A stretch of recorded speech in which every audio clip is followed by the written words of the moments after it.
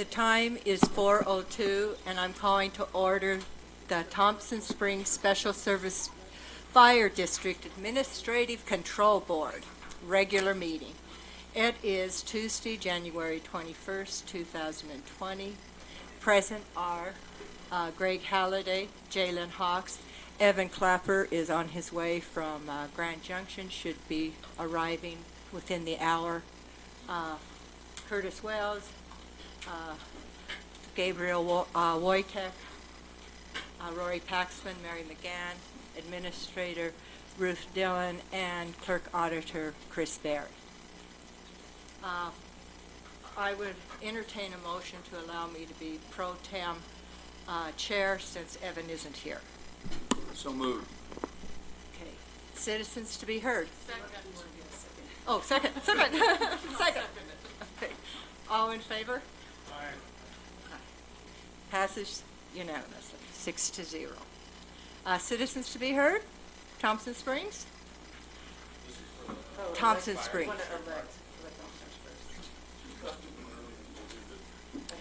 Oh, yeah. I was thinking I'm sorry. We're electing officers.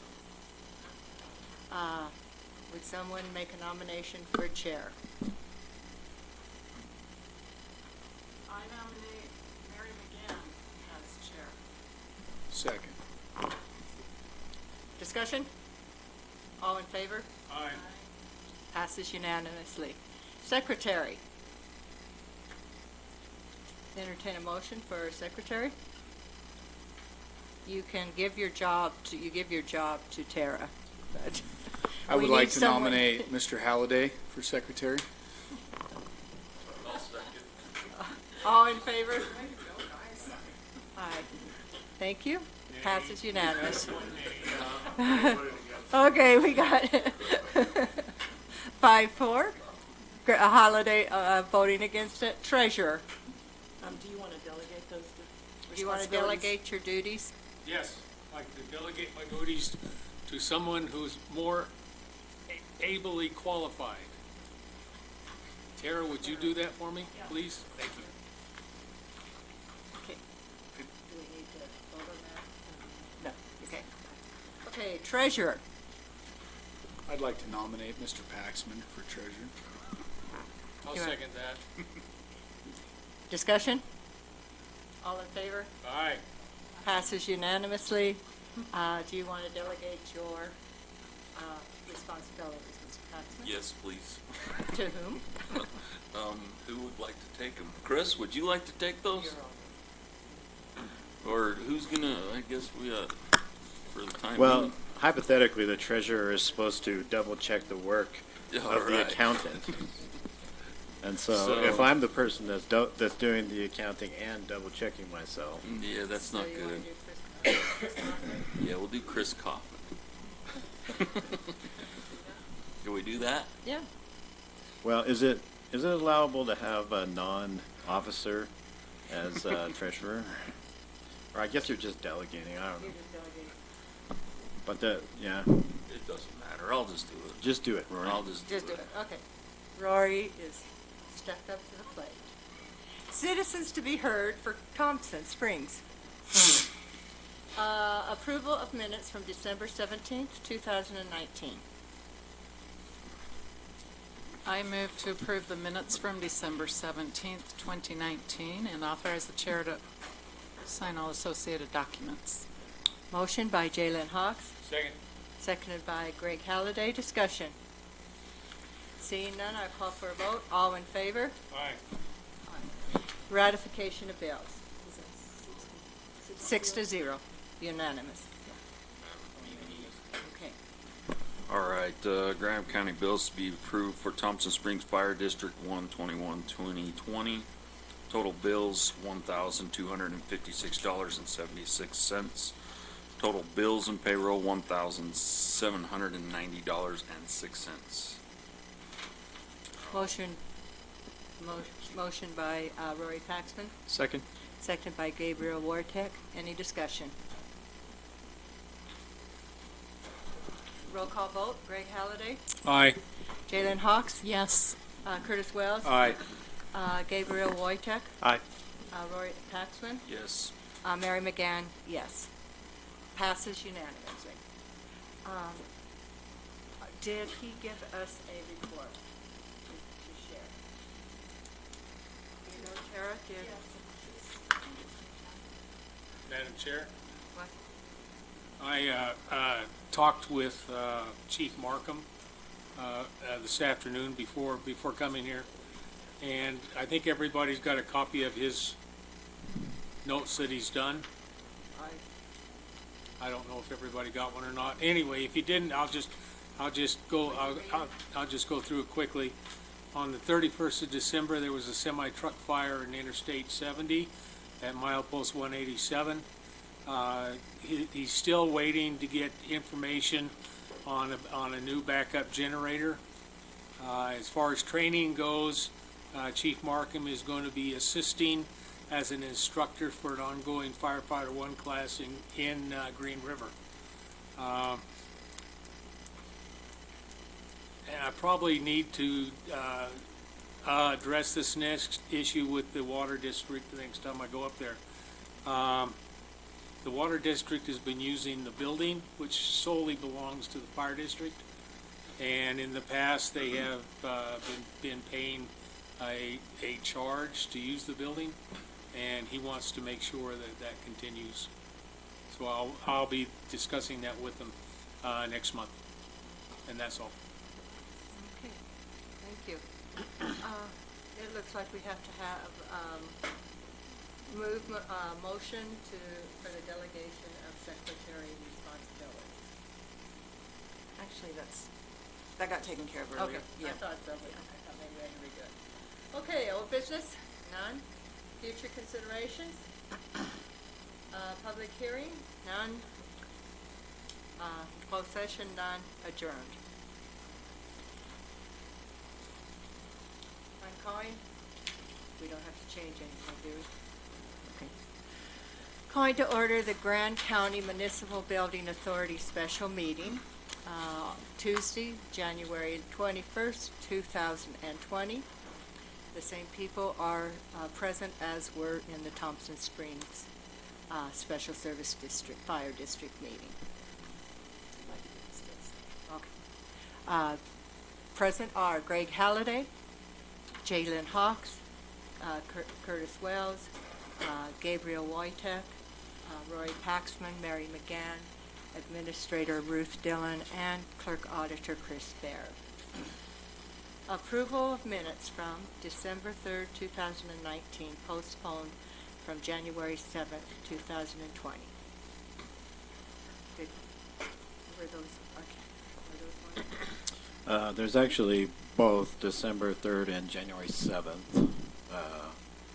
The one for January 7th is not on the agenda, but approval of the minutes is, so that one we need to approve so that we can forward the public hearing minutes on with the CIB application. Jalen? I move to approve the minutes from December 3rd, 2019 and January 7th, 2020 of the Municipal Building Special special meeting, and authorize the chair to sign all associated documents. Second? Okay, motion by Jalen Hawks, seconded by Gabriel Wojtek. Questions, discussion?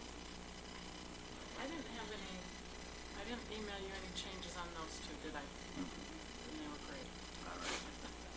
I didn't see any that I remember. Okay, all in favor? All right. Passes unanimously. Presentations, none.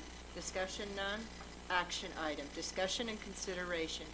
Approving submittal of application to the State Permanent Community Impact Fund Board, CIB, for funding of Phase 2 of the Jackson Street Storm Water Mitigation Project conveyance system in a matching grant and/or loan amount for a total of $725,000, matching funds provided by Grand County Transportation District, and Moab City, totaling $725,000.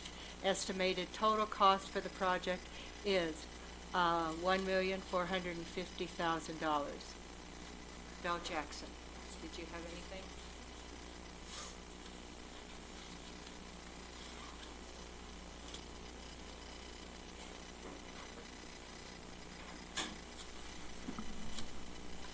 Well, as you know, we did have our public hearing.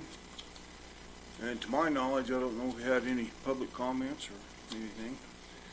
So, Chris, one thing we were lacking was the minutes, signed minutes, and so Chris has got that rolling. And I think we're ready to go with it. Yes? I move to approve the Jackson Street Storm Drainage Mitigation Project Phase 2 application to the Permanent Community Impact Fund Board and authorize the chair to sign all associated documents. Motion by Jaylen Hawks, seconded by Rory Paxman. Discussion. Do Yes. you want the amounts in there, the dollar amounts? Yeah, I think that would probably be good if you want to, just revise your motion to include 700, the amount, which is 725,000. If I that's so okay. amend my motion. All right, it's already, I already drafted it that way, so. Motion by Jaylen Hawks, seconded by Rory Paxman. Do we have any discussion? Seeing none, I'll call for a vote. All in favor? Aye. Passes unanimously. We do not have a public hearing.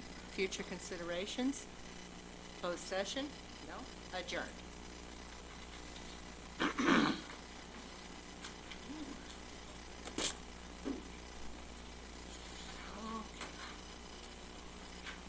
I am now opening the Grand County Council's regular meeting. It is Tuesday, January 21st, 2020. The time is 4:15. Present are Greg Halliday, Jaylen Hawks, Curtis Wells, Gabriel Wojtek, Rory Paxman, Mary McGann, Administrator Ruth Dillon, and Clerk Auditor Chris Baird. Pledge of Allegiance. Jen, would you leave us in the Pledge of Allegiance? I would be so honored. I pledge allegiance to the flag of the United States of America and to the republic for which it stands, one nation, under God, indivisible, with liberty and justice for all.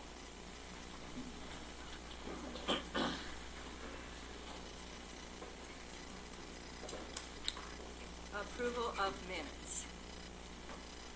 We have October 8th, right? Yeah, I submitted that, but it was only a few hours ago, so I don't know if you've had time.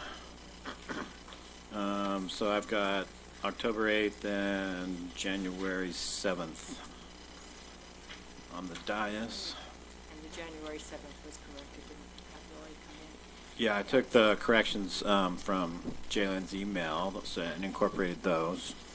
And I also caught another typo that I corrected. If I can remember.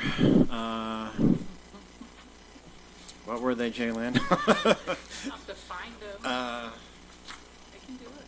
Oh, there was one motion that was missing a person that made the motion, so I added that in to the overnight accommodation standards, and that was you, Jaylen, that made the motion, so I added I you was in. gonna say that, but I wasn't sure. And I And, think Rory, we just had to put him as coming to the meeting at some oh point. yeah, and Rory was at the regular meeting, but not the workshop, so I think those are the only two, and then also the typo that I caught was that I wrote down Vice Chair Clapper, but it was Vice Chair McGann that started the meeting. This was prior to me being elected chair. And that's all the corrections from the original that I put out there. I will make a motion to approve the minutes from October 8th, 2019 and January 7th, 2020, and authorize the chair to sign all associated documents. Second? Motion by Jaylen Hawks, seconded by Gabriel Wojtek. Discussion. Seeing none, I'll call for a vote. All in favor? Aye. Aye. Passes unanimously. entertain a motion to postpone? Yes. Sorry, go ahead. Sorry, jumping the gun, sorry. Yes, I'll make a motion to postpone. The 8th, or the 2nd of October, 2019, and October 15th, 2019. October 29 I'm sorry, October 29th. and January 14th. January 14th. Second. Motion by Rory Paxman, seconded by Jaylen Hawks. Discussion. Seeing none, I'll call for a vote. All in favor? Aye. Passes unanimously. Ratification of bills. Rory? All right, the Grand County bills to be approved for 1/21/2020. Total bills, $626,580.99. Total payroll, $231,465.91. Total bills and payroll, $858,046.90. Are all for ratification. Motion by Rory Paxman, Second? seconded by Gabriel Wojtek. Discussion. Roll call vote. Greg Halliday, Aye. Jaylen Hawks, Yes. Curtis Wells, Aye. Gabriel Wojtek, Aye. Rory Paxman, Yes. Mary McGann, yes. Council disclosures, do we have any? Oh, it passed unanimously. Call vote, I'm gonna put that right here. You got me. Okay. Council member disclosures, do we have any disclosures for this meeting? I couldn't find it, no. Okay, there are no disclosures for this meeting. I would entertain a motion to move citizens to be heard before general council reports and future considerations. Motion by Jaylen Hawks, second by Gabriel Wojtek. All in favor? Aye. Passes unanimously.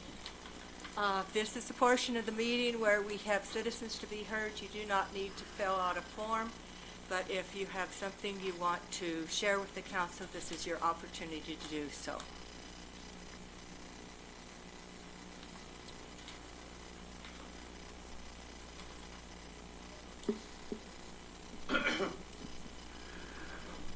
My name is Mark Horowitz.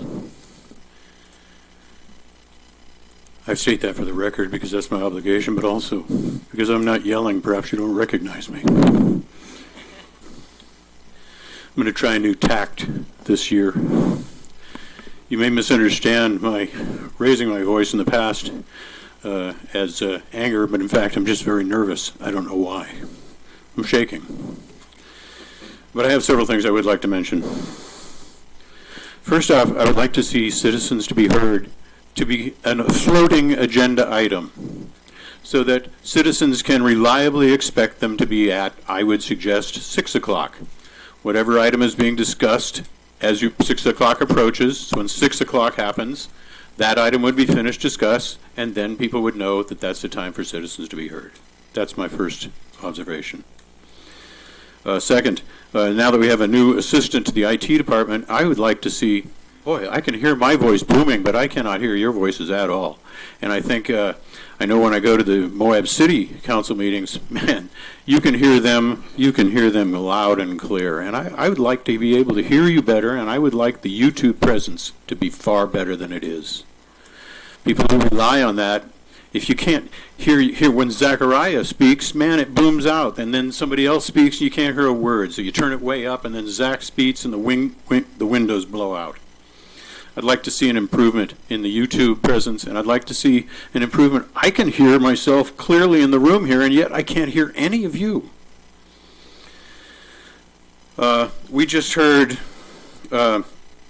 council member disclosures was on an agenda item, and we didn't hear any disclosures. I was very impressed to hear at the Planning Commission meetings, are there disclosures and ex parte communications should be revealed. I would like to know who's talking to who and about what in between meetings. If three of you meet together, See, I'm just shaking, man, but you know, you'll appreciate that I'm trying to keep my tone down.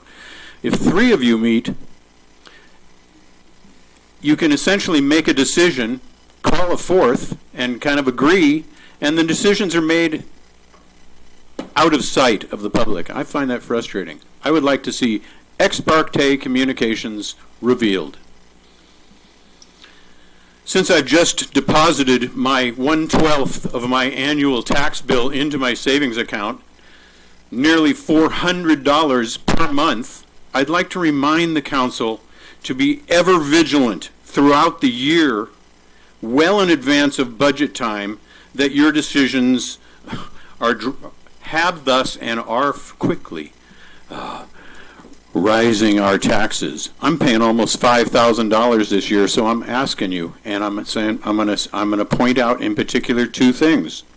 The jail. I don't think the county should be in the jail business.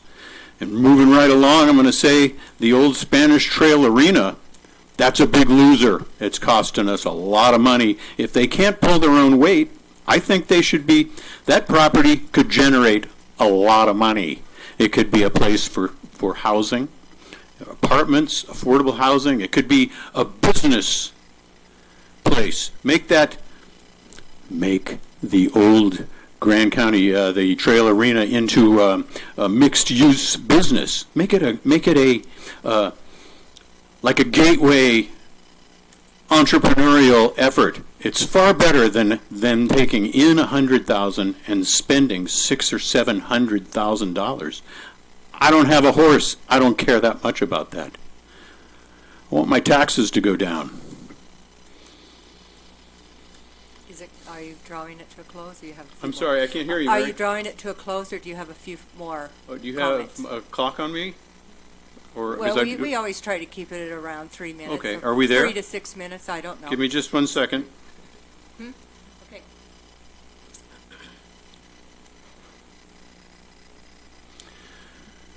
In my effort to be more concise as well as a little calmer, I'll improve at this. That's good for now. Thank you. Thank you. Move citizens to 6 o'clock, improve YouTube and volume. Okay, do we have any other citizens to be heard? Yes. Can we sit at the table? Yes, sit at the table Okay. since there's two of you.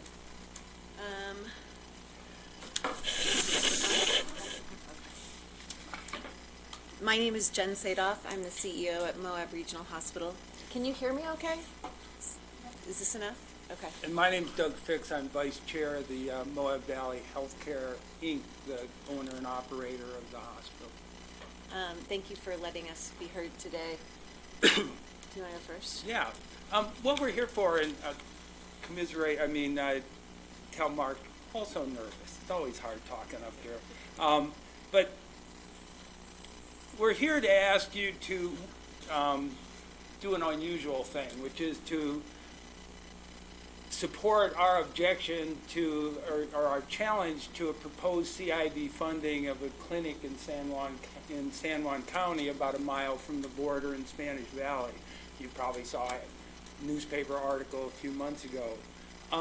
Just a little quick background is Moab Valley Healthcare, as you know, is a community benefit nonprofit 501c3 corporation. Its only interest, its only duty is to provide healthcare services in our community, which we define as north, I think in our articles, as North San Juan County up to the edge or parts of Emery County and Green River. We don't get any tax subsidy and have been doing this. You know, we're sort of a successor, I guess, to the predecessor to Canyonlands Healthcare District, who in the old days with the county hospital at Elm Memorial. In any event, what you saw, the proposal from San Juan County, or from San Juan Healthcare Service District, was to construct an approximately, I think, phase one of their proposed facility is about a $6 million facility, which would be supported. The proposal is by a $1 million plus grant from CIB and approximately a little over $4 million in 1% subsidized financing.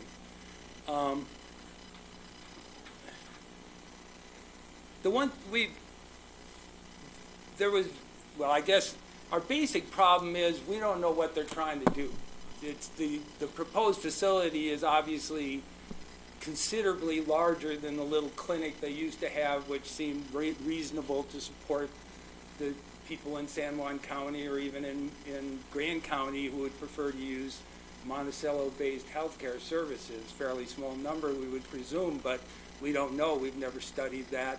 And when we looked at the application from San Juan County to sort of get an idea, or from the health district to get an idea of what they're proposing, there's no needs assessment, no financial feasibility projections, no utilization projections.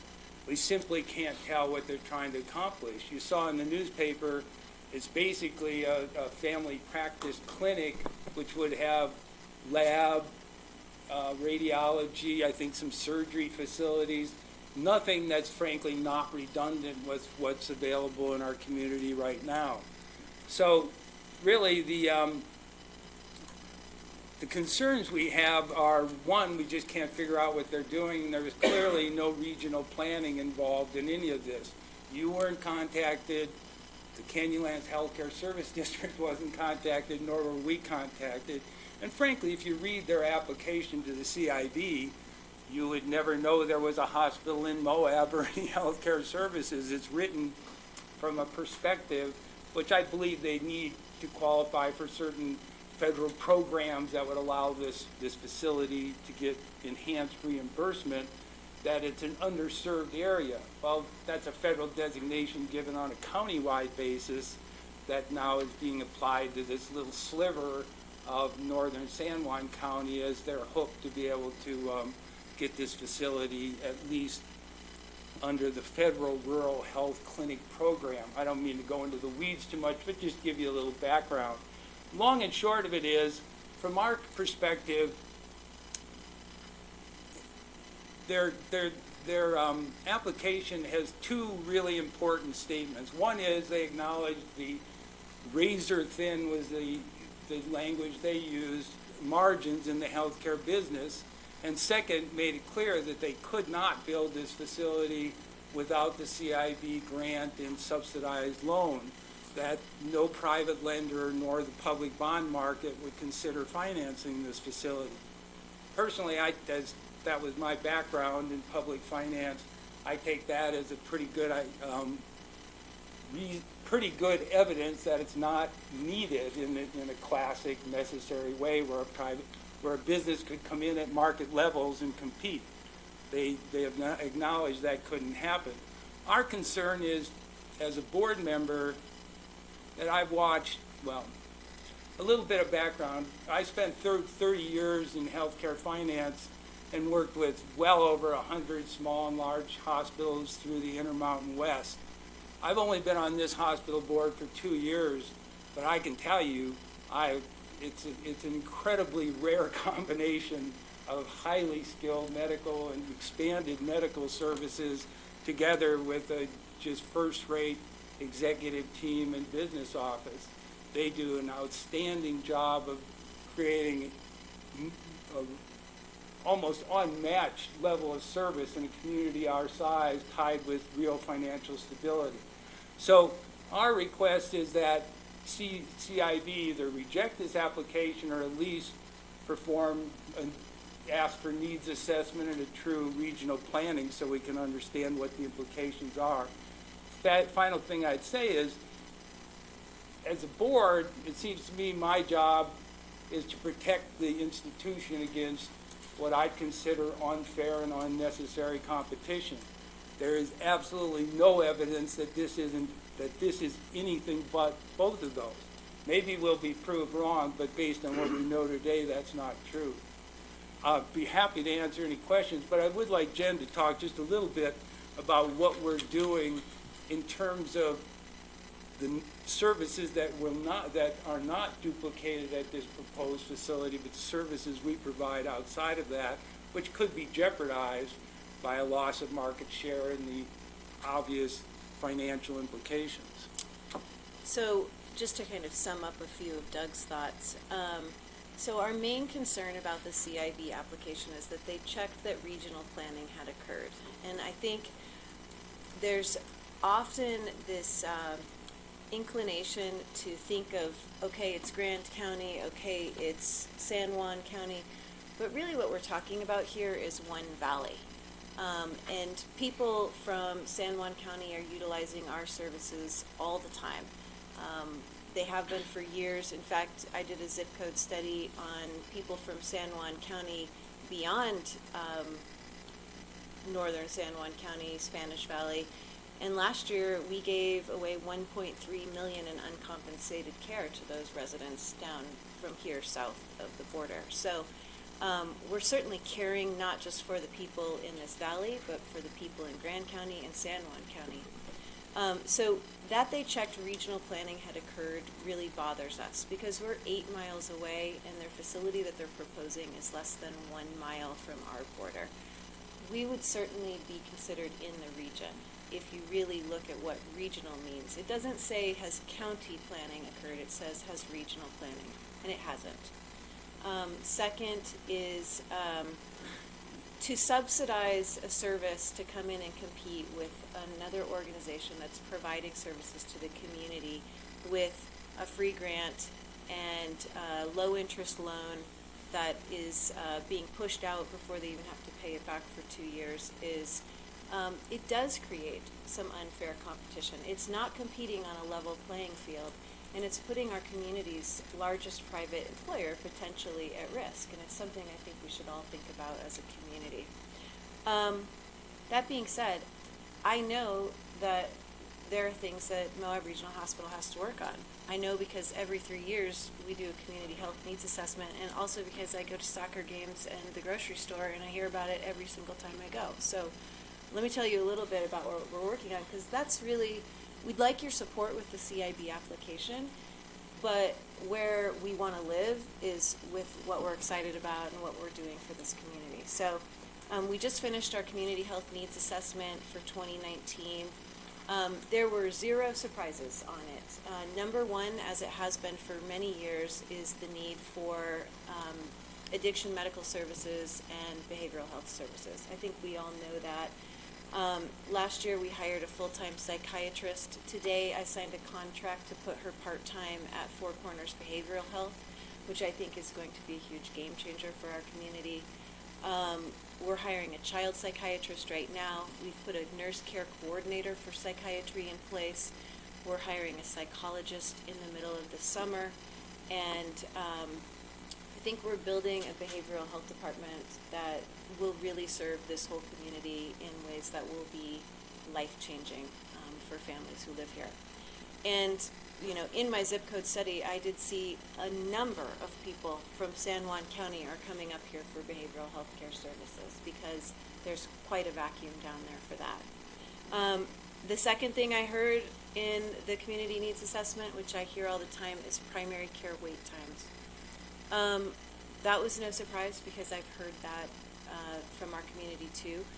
It's not, our wait times are actually very consistent with what they are nationally in terms of the average, but that's not good enough for us. And so right now we are recruiting another family practice physician, and we're also putting they're basically triage nurses in our clinic who will help screen phone calls so that we can make sure to get people into the right place at the right time.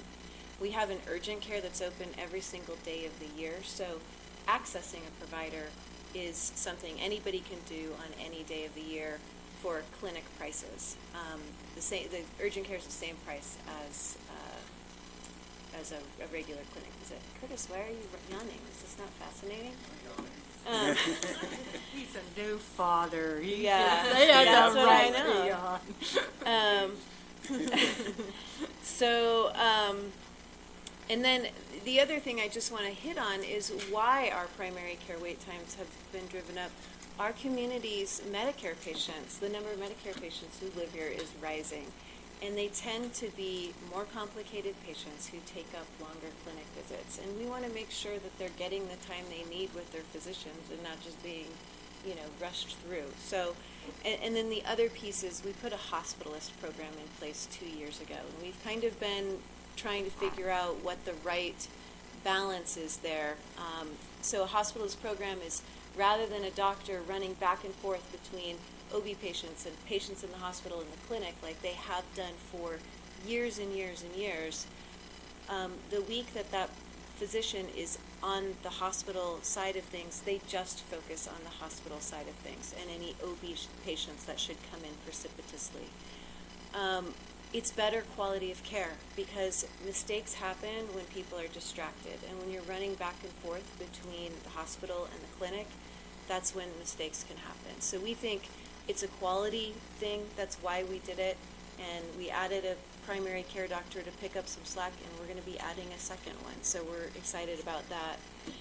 Finally, I think, this is not here in Moab, but the cost of healthcare is something that is hard for everybody to deal with. We are really committed to helping this community with their healthcare. We've put 2 patient financial navigators in our facility to help walk people through all of the channels that we have available. We made our financial aid application easier last year with less requirements for, proof. You don't have to give blood and your, children's DNA anymore in order to be able to get financial aid. It's pretty easy now. The navigators will help people fill out the applications. We give anybody who's uninsured an automatic 39% discount. That's better than any insurance company gets, I promise you.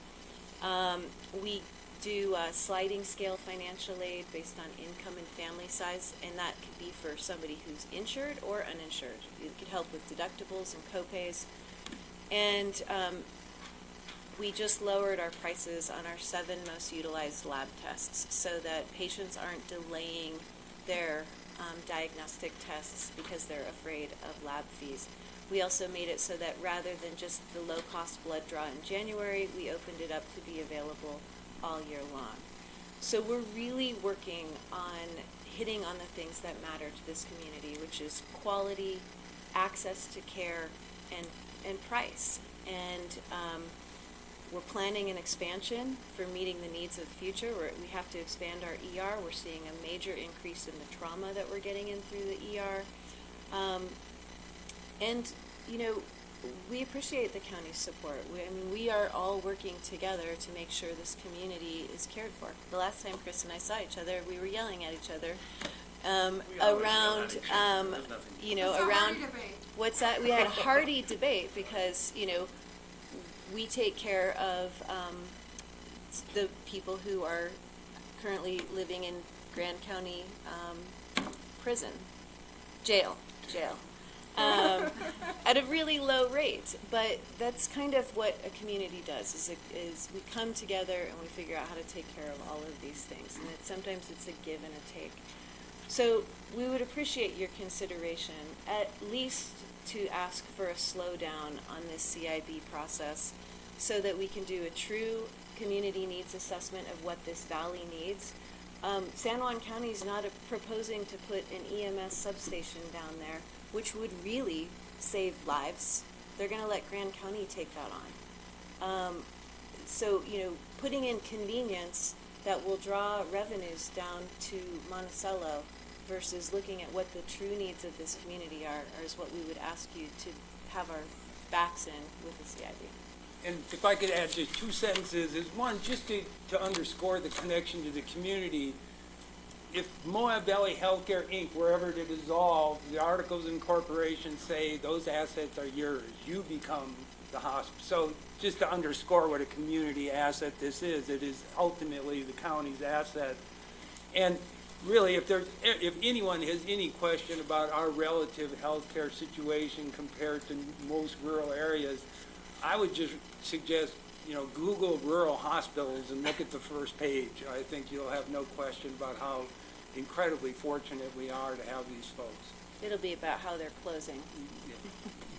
Can I answer any questions? I know we've taken up a bunch of your time. I want to, Christina Sloan, our attorney, has arrived, and so has Evan Clapper. I have a question. Yes. Now, when I talked to you earlier today, you said Moab City, and who else? And are you taking something?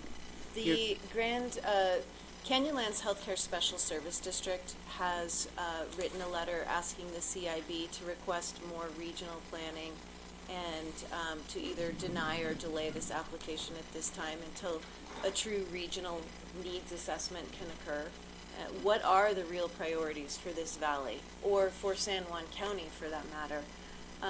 So what you're asking us to do is to write a letter in support of slowing down this process or denying it. Is that what? Correct. Any other questions? So, Doug, you mentioned unknowns associated, what are they trying to do there?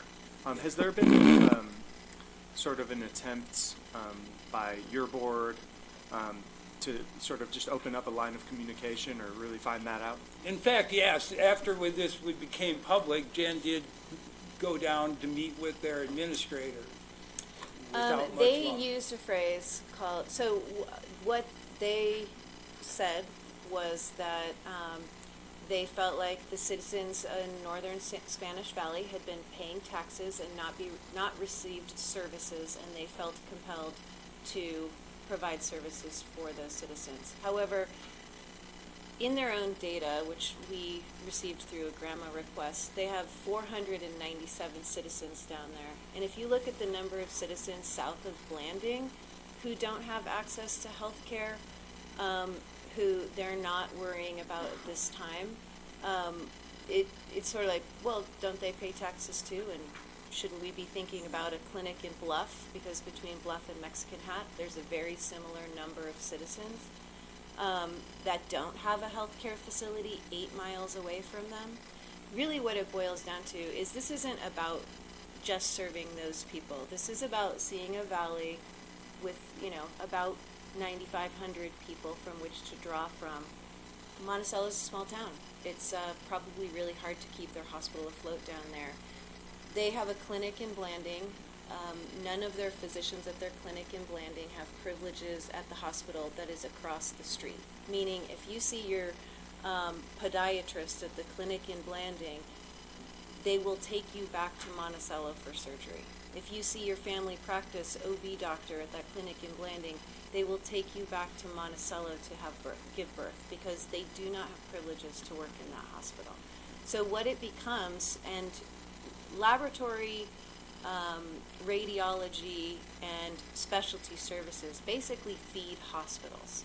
And there are all these areas where there's a loss. Like, the emergency room, yeah, the bills are huge, but there's a doctor sitting there all night long. And so in terms of it really driving revenue, it doesn't. These areas that they're putting in are the revenue drivers for hospitals. If they were talking to me about putting in mental health services or things that, were really challenging here and a true need, I would be in support of that. But they're talking about putting in very capital-intensive services. Radiology and laboratory are super capital-intensive. And just to break it down how it works, it's like there's the cost of providing the service, like the machine and the person, and is divided by the volume of people using it, and that equals the price. They have presented no information to show that there are that many people out migrating to Grand Junction or Cortez from this area, that diluting that volume on the bottom of that equation won't then actually drive up prices for people in this valley. I'm just saying, if somebody wants to come in and compete with us, go ahead, but don't do it with subsidized money. Don't get free money to come in and create competition with a community nonprofit that is providing these services already. And that's really what it boils down to. You shouldn't get free money to compete as a government organization. Sorry. And I would just add, as a board, I guess what struck us is that the proposed expenditure for this clinic looks to be about $10,000 per resident of Spanish Valley, the San Juan portion of Spanish Valley, which does not seem consistent with the stated purpose in their application, which was that was the focus of their service. So that's why I say what they really meant, we just don't know. Any other questions? Where Jana? is it at in the process with the CIB? Well, that's a February 6th meeting at the CIB, the actual CIB board, I guess. It's been tentatively approved, and then the final approval is at the February 6th meeting. So that's the funding meeting? I believe so. The final one, final funding meeting. Any further questions? Just one quick one. Did you narrow down your date that you think you'll have your package ready? No, I haven't been able to get in touch with Julia. Sooner rather than later. So, But you're thinking end of next week or before? you know, I think ultimately the sooner the better, but it, you know, your next meeting is February 4th. So if we had to put it in as something that was added at the 11th hour, then we can do that too. And Jim and I talked about that earlier. If you guys are interested in providing a letter of support to MRH about this issue, I would rather it go into this package that MRH is bringing together that includes the city of Moab and the SSD. To me, that makes sense. We need to talk through procedurally what that looks like if you guys are interested, rather than create more attention. Comments, I think that, you know, with addressing the regional planning issue, it would be worth including something that, so I'm in favor of that. That's why I asked to have this portion of the meeting moved to this time, because I thought when we come to future considerations, we should discuss what we want to do as a council.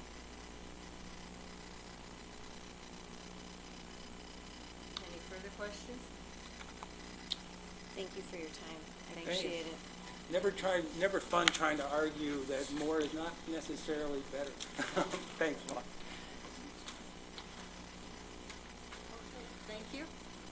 We are now on general council reports and future considerations. Greg? Okay, let's see, yeah, here we go. Had a meeting with the Thompson Water Board on the 8th.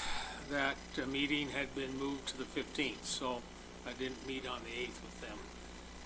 On the 9th, I attended the Castle Valley Fire District. Their meeting, everything looked good. The district is solvent, and they have new members on their fire district. On the 10th, I attended the Historic Preservation Committee. Unfortunately, they didn't have a quorum, so we didn't have any meeting. On the 14th, I met with a number of you here for the elected officials luncheon. I found that to be very, very beneficial. On the same day, had a meeting with the Conservation District at 2 o'clock in the afternoon over in the hospital. They're getting their grant allocation together for their chipper. They're going to be purchasing a chipper. They wanted to thank the county for the money that we provided for them, help with that. There was a discussion on providing water to a number of gardens that they were planning to build the west side of Fifth West. There's going to be some training, and this is the first meeting I've attended with these, so I don't know what these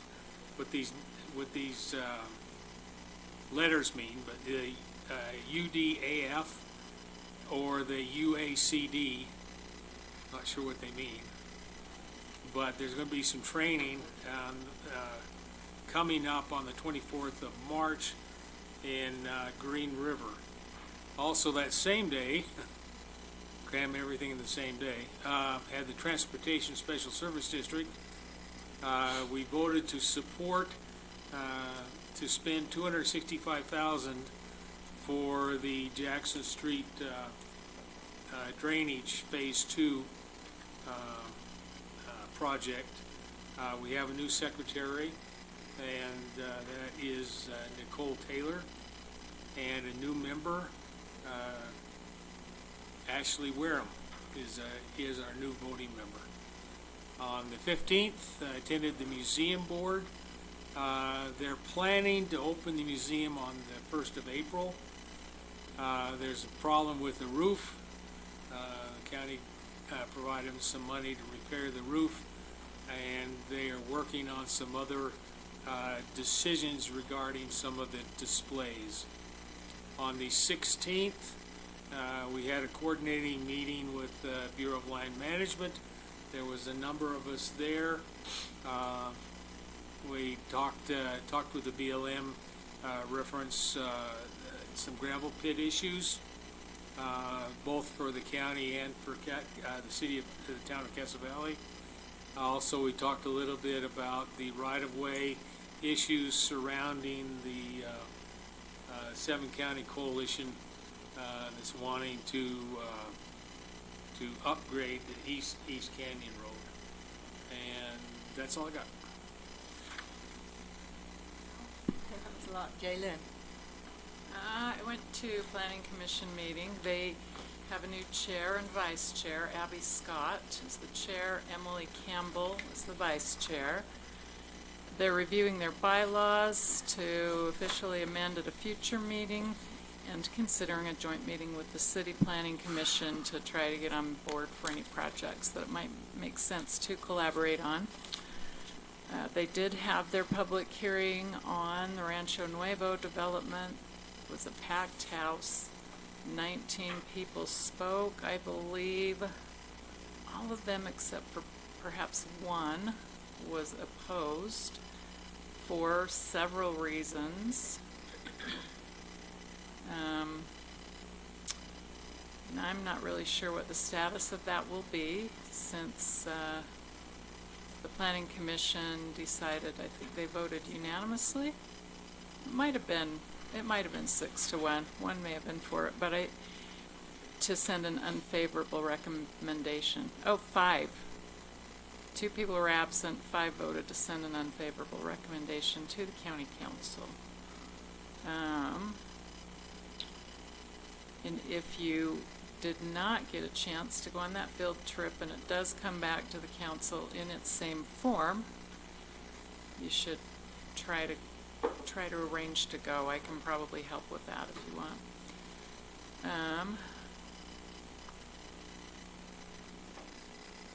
It's too many buttons. I went to a meeting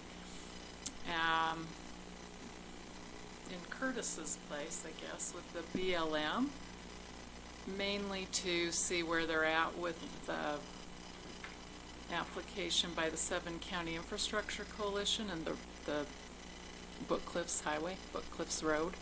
It's now utility corridor and connection corridor. That, according to BLM, is not a complete application by any stretch of the imagination.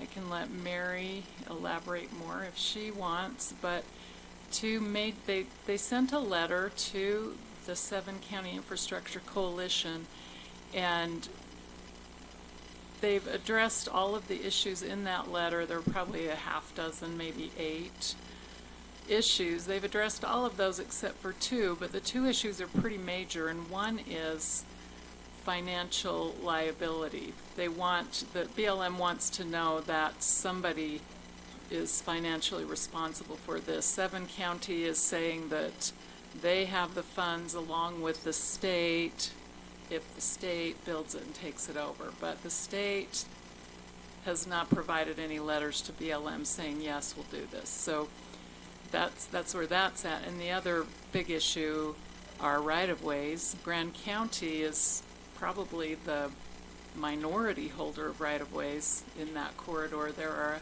lots more in addition to the right-of-ways they need from Grand County. So they're not going to proceed as a full application until those 2 issues are addressed. That's all I have. Oh, and thanks to people who are stepping up and taking my place at meetings next week and this week. I'll try to keep mine short. The main thing that I have to report on is I met with the cemetery district, and there was discussion about whether to give employees their annual COLA this year or not. They didn't do one last year, so it was kind of a larger COLA this year. And ultimately it was approved, and but there was also a switch to lessen the winter hours now that things have kind of become more efficient and a lot of maintenance projects have been caught up on. So I think ultimately it will have a smaller effect on the budget with those reduced hours. But otherwise, they're rock and rolling out there, and that's all I got. I have nothing to report. All right, on the 9th, I attended the Canyonlands Healthcare Special Service District. That was my first meeting, so I was introduced to that board. The Care Center has the Canyonlands Care Center has 2 finalists for their open administrator position. Seems like 2 promising finalists for that, so they're hoping to get someone in there by February. They're also going to be preparing a presentation, the Care Center, that is, for the council here to better inform the council as to their activity and sort of their value to the community and what they're offering. And yeah, there was some discussion about what Jen and Doug presented during the Citizens to be Heard, but that conversation kind of has since progressed further than it had then, so there's no really need to talk about it now. On the 15th, I attended the Moab Area Water Partnership meeting. It was a really, really interesting meeting. Very excited to be part of that.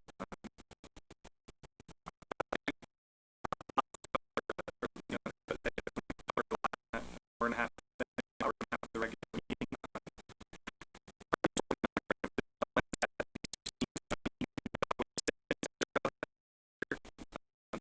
Phase 1 of the Creek Stream Restoration Project will be underway, which is that below and above Cinema Court work along that corridor there. And so there's a lot of great work being done to sort of restore that area and the floodplain there, and ultimately in a few years, that could culminate in the completion of that bridge. But that's definitely down the road. E. coli came up. They're kind of confronting challenges with the E. coli readings, that sort of ongoing situation from the creek. There was some collection that was taken last October, and they didn't really get any from the Division of Water Quality. They didn't really get any good info or data out of that collection. Might have been the time of year, but there's this microbial source tracking that lets you know where the E. coli is coming from, if it's coming from a human or a bovine or a pig or horse or so on and so forth. So they're really trying to just get down to the root of that cause and what's bringing those concentrations up. So they're setting up for this summer to do another round of collections and work with another lab for that source tracking. Certainly now we're all aware of the potential oil and gas leases off sand flats. Amidst this meeting, there's certainly lots of concern with it being right above the sole source aquifer.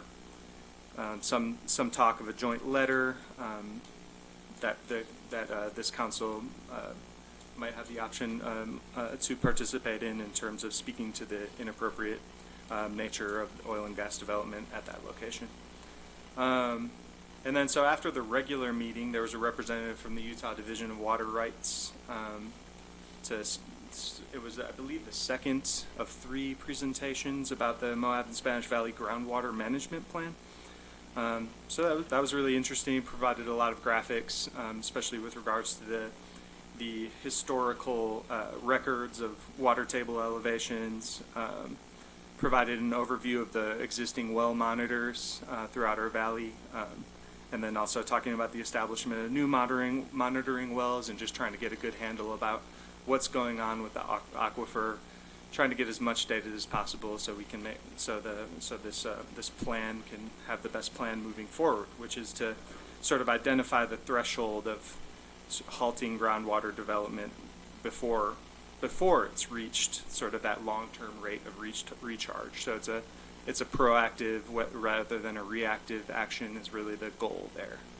We don't want to be depleting. We'd like to the idea would be to halt groundwater development before we're depleting past the recharge rate. And yeah, it's just really interesting. Those historical records that I made reference to are really interesting to interpret.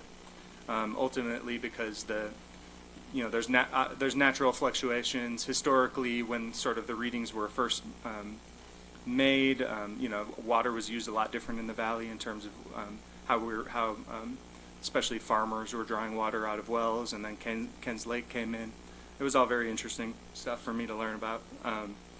And it also just makes it really challenging to find that threshold, because there is kind of a lag in between in terms of when we can tell or how we can really tell that groundwater development is affecting the overall long-term impact to the aquifer, because there's those natural fluctuations, and if groundwater is continuing to proceed, how can we ever tell what is really affecting what, and sort of so trying to look at historical records to see where the levels have been at as compared to where they are now, and if there's something unusual going on.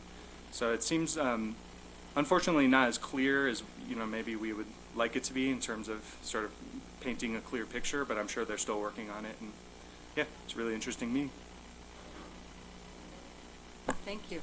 Roy? Well, all I have is the week board on the 15th, called a special meeting at 11 to go over some appointments for the boards, which we will be seeing later on the agenda for their approval. Also, we changed the vice chair to is Cena Howard, and the chair now is this one's staying the same as Tony Mascaros. Thank you. Thank you. Yes. On Wednesday the 8th, I attended the homeless coordinating meeting. We're working on our strategic plan, which the mission is connecting services to address the homelessness in our community. Moab Valley Multicultural Center is very active in the Homeless Coordinating Committee, and they're very active in helping people find housing. They rehoused or diverted 57 adults and 36 children in 1 month, which is pretty amazing. Mostly kept them from losing their homes, being evicted for lack of funds. We found out St. Francis has a food pantry that's open on Friday from 5 to 7 to augment our food bank, and they are providing lunch for anyone, but they're mostly gearing for our homeless population from 11:30 to 1 on Thursdays, every day, every week. Moab Regional Hospital is very active in the Moab Homeless Coordinating Committee now. As we heard, they just hired a child psychologist, an adolescent psychologist, and a person who is working with Four Corners and Allen Memorial Hospital to do outpatient detox, which is something that we haven't had in this community before.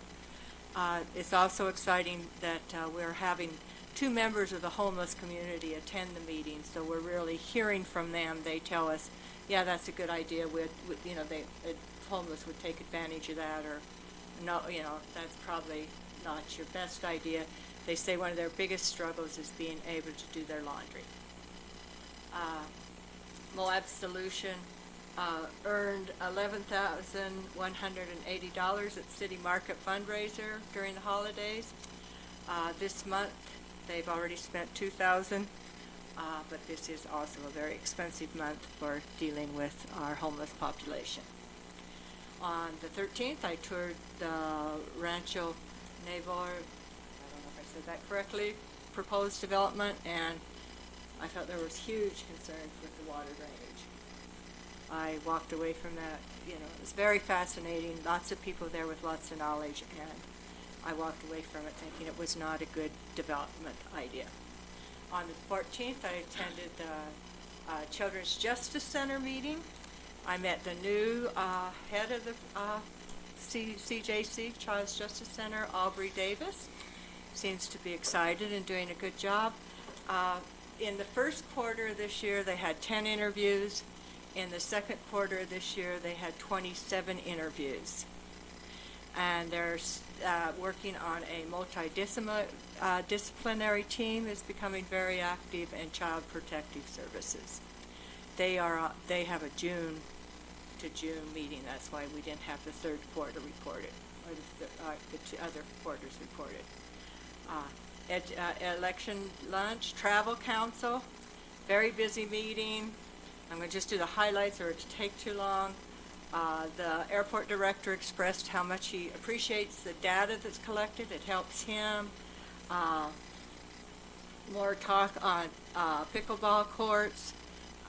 There's work to do a San Juan Moab Grand Junction tour where we highlight those 3 areas. There's also work on the dinosaur trail and the natural history location's 50th anniversary marker will be in front of the museum. Did I miss anything, Elaine? Okay. Housing Task Force, I was busy. Housing Task Force, we only have 30 units left and we've hit our maximum that our sunset clause. So that's, people took advantage of that high density overlay. And there are 2 pretty projects in the works that look good. I just lost my place. There's 2 4 units that will likely pass the OA standards. And so it was good news. I'm going to skip some of it. Walnut Lane hopes to have a firm selected by February. The community rebuild needs a new office. HASU, the MAPS program's coming along very well and should be completed this spring. The self-help subdivision is moving forward. And Grand Oasis will be providing homes for $100,000 and as low as $72,000. The one that 72 is for like a one person, like a smaller home. And they're going to have most of them have 3 bedrooms and 2 baths. I saw pictures of them. They look nice. They don't look, so that was exciting. We're moving ahead and finding affordable and assured housing in this community. Aurora Crossing broke ground. I attended the BOM meeting as well. And it was interesting, and it's been pretty much covered. Then I had the Solid Waste Special Service District meeting. Things are still improving there quickly. It's very interesting. In 2015, the annual tons of municipal solid waste was 9,657. It is now 13,000, over 13,000. So that's quite a jump from in the last 4 years. So that's one reason they are, have to work so hard to keep up. End of mine. Thank you. Do you want to do future? Collective, future considerations. Thank you. Future considerations. I wanted to bring up and talk about what we want to do moving forward with the proposed clinic in San Juan County. Do we want to send a letter similar to the one that Moab City and is, putting in the packet? I do agree with Christina. If we move ahead, we're going to want to put it in the packet with the other concerns. I do think, no matter what, that there needs to be regional planning for something that is this costly. So I'd like to hear if we want to move forward to begin with. Do we want to move forward and look at sending a letter? I would be interested in that. I didn't realize how much an impact it would have on our community. So I think that just a blurb on the CIB list wasn't necessarily enough for us to be keyed into potential impacts. Greg? I think we need to be really careful about getting in another county's business. Need to be real cautious about this. Our representative on the CIB lives down there, and he's on their county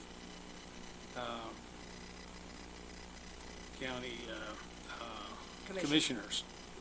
So I think we need to be real careful about how we address this. Seems to me that we've already had a warning, so we need to be real careful how we proceed with this. Jaylen? Well, first I'm going to say something that might sound a little cranky, because I'm feeling a little tiny bit cranky about it. We had 2 citizens to be heard tonight. We cut one guy off at between 3 and 6 minutes, and then the next citizens to be heard took 20, I don't know, I didn't time them, but it was probably at least 20 minutes. It should have been an agenda item. I know time is of the essence, but I brought that issue to Jen's attention the night before the CIB, or the night before the AOG meeting in October. So that's probably the 3rd week in October. We discussed it again in December. They've known about this for a long time, and I wish they would have just had an agenda item at this meeting, and we could have taken the time to appropriately discuss that. Having said that, I agree with Greg, we need to be careful. I would prefer something that is heavily focused on a needs assessment. I would like San Juan County to justify the need, you know, and exactly what they're going to do. But as far as saying, no, you can't do that, that's not appropriate, CIB, you shouldn't fund it, I don't want to go that far. I would like to see way more homework done, because it is really expensive to duplicate those kinds of services in one valley. Yes. Thank you for the feedback. Do you have anything else to add? Curtis? I would echo what's been said. I don't. I think there were some good points made about criticisms against the effort to set up a clinic in San Juan County. But I don't think I'm necessarily supportive of a letter. I would prefer just to talk to CIB board members. I think asking for a regional assessment is a good approach, but I think a letter is just not the right tool to use for this issue. So I'm not in support of a letter, but I am in support of talking to CIB board members before the meeting. I didn't hear the last thing you said. I'm not in support of No, I sending heard a that. letter, but I am in support of reaching out and connecting with members of the CIB board in advance. Oh, okay, of the in meeting. advance, that's what, I didn't hear, in advance. Yeah, I'm less familiar, admittedly, with the context and the history in working with the CIB, and perhaps I can meet with a council person to sort of get more up to speed on that. I'm definitely interested in I would say that being included in this letter, so long as it satisfies some of the concerns on the council with regards to that approach and the appropriate approach and the careful approach, then I would say that so long as those things are satisfied, I'm interested. Roy? Well, I'm not willing to get into the game here to send a letter, so I think what Curtis and Jaylen has kind of said, but I think we need to talk with our CIP folks and just kind of let them know a little bit about what we're thinking and get some studies done. That's how I feel. I would like to formally say that we, aren't for or against a clinic per se, but that we are very much in favor of regional planning and needs assessment. I think sending that in a formal fashion would be beneficial, because I think if they're spending that kind of money, that needs to be done. I mean, even if it was something, that I probably would be excited about, like a EMS station or something like that, I would still believe that a regional study and a needs assessment would have to be done. So I would be in favor of sending a letter just asking them to slow down and do a needs assessment and a regional study, not necessarily saying anything negative about the project. Jaylyn? I would be really interested in hearing from our clerk auditor, who has a vast amount of experience with the CIB board and projects and financial matters. My opinion is the same as Curtis's. I think that this is a very sensitive issue, and that you would do a lot better to talk personally with CIB board members and maybe anybody else that would need to be involved in a discussion. I'm just afraid that if you send a letter, you could end up with the worst of all outcomes, which is that you'll have no effect on the process and jeopardize this entire community's ability to get grants from the CIB and low-interest loans. As Evan can tell you, they already fired their warning shot about letters pertaining to San Juan's business. And so I think that it's something you should be very careful about. And you have to realize that Grand County is not the only one that could be impacted.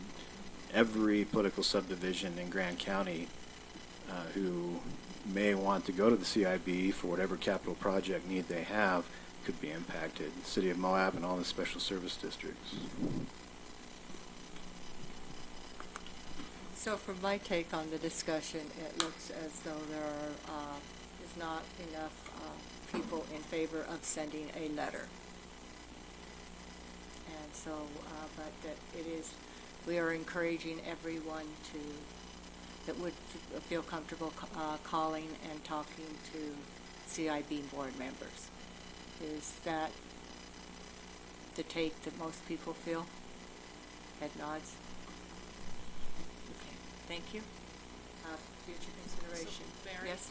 To that end, I think it would be really helpful for those of us who make calls to it would be very, very good of Doug Fix or Jen Sadoff to just give a couple of talking points. It would help me anyway, collect my thoughts. I've already asked Jen for some relevant documentation that could help the county in the event we were going to sign a letter. So when she sends that to me, I'll just forward it on to all of you guys, and that should include anything you guys would want to see, including I asked for a copy of the City of Moab letter and the Healthcare Special Service District letter. Details relevant to the application and a summary of MRH's procedural objections.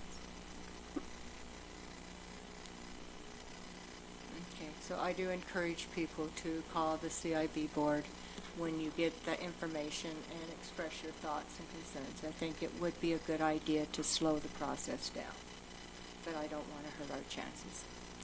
Okay, elected officials, Christina, anything?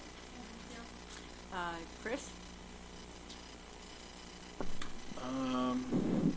We've been busy with the tax referendum. We've got a lot of packets come in, so it'll be interesting to see if that passes. And otherwise busy closing the year and getting ready for the presidential primary election. So staff have been busy with checking signatures and doing all that kind of stuff. Council Administrator? Yeah. So Chris has been so busy, I haven't had a chance to get him started with training. He's willing to do that, even though the effective date, according to today's agenda, would be later after we get a clerk auditor in place. Anyway, what I've been working on mainly has been trying to have all the annual evaluations done, so that, since I've been working with the direct reports and Tara in my office for the last year, and plus that, but that won't fall to Chris. So I have 5 more to go.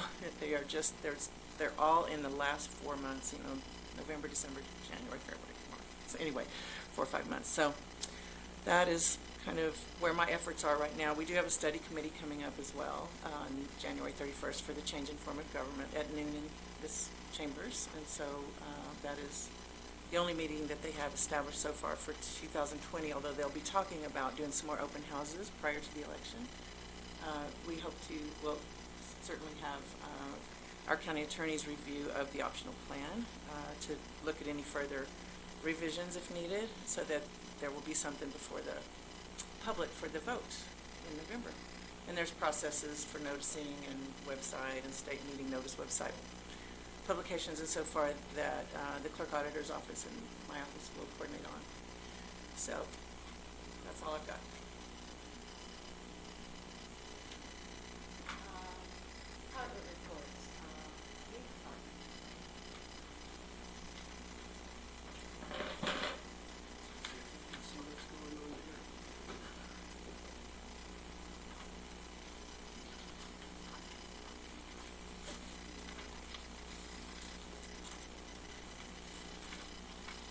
Okay.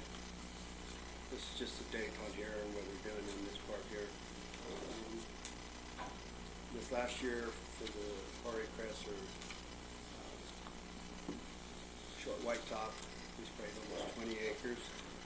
This is just a picture out in the Book Cliffs. You can look at the kind of great green in the foreground. That's Russian knapweed. We did both of those different times of the year. Musk thistle, we dug 54 plants. There may have been some other plants. It may have been musk thistle, but the pictures that I got back from my crew, I know one was bow thistle and another one was a native thistle, so I didn't include those because I want to make sure that we're actually doing the ones that we are required by state law to be able to do. On Black Ambane, we dug up almost 3,500 plants. We did locate one other new infestation. We're putting in another grant to be able to continue to work with this. These plants right here is toxic to all livestock as well as wildlife as well as people. So don't go eat any of them. Canada thistle was just under an acre. And there's been a lot of reduction. There's some that they didn't get to on the river this year. So we're hopefully we can be able to get to more of that so they're not continuing to spread. Diffused knapweed, we covered about 25 acres in Castleton for the most part with that. And they were digging the plants as well as they were, that's mainly what they were doing, digging, and then they were doing some spraying of the plants too. We would have done some more this fall, but as dry as it was, there was nothing was sprouted for the fall rosettes. Spotted knapweed was a little over 5.5 acres. A couple of plants up along Mill Creek, and the rest of it was up in the Wood Cliffs and some few up on the LaSalle Mountains. Scots thistle was a little under 1,300 plants, and that's basically, since it's a biannual, lighter to carry a shovel than it is a backpack sprayer. So we've just been digging it up. Russian knapweed, we did a little over 30 acres.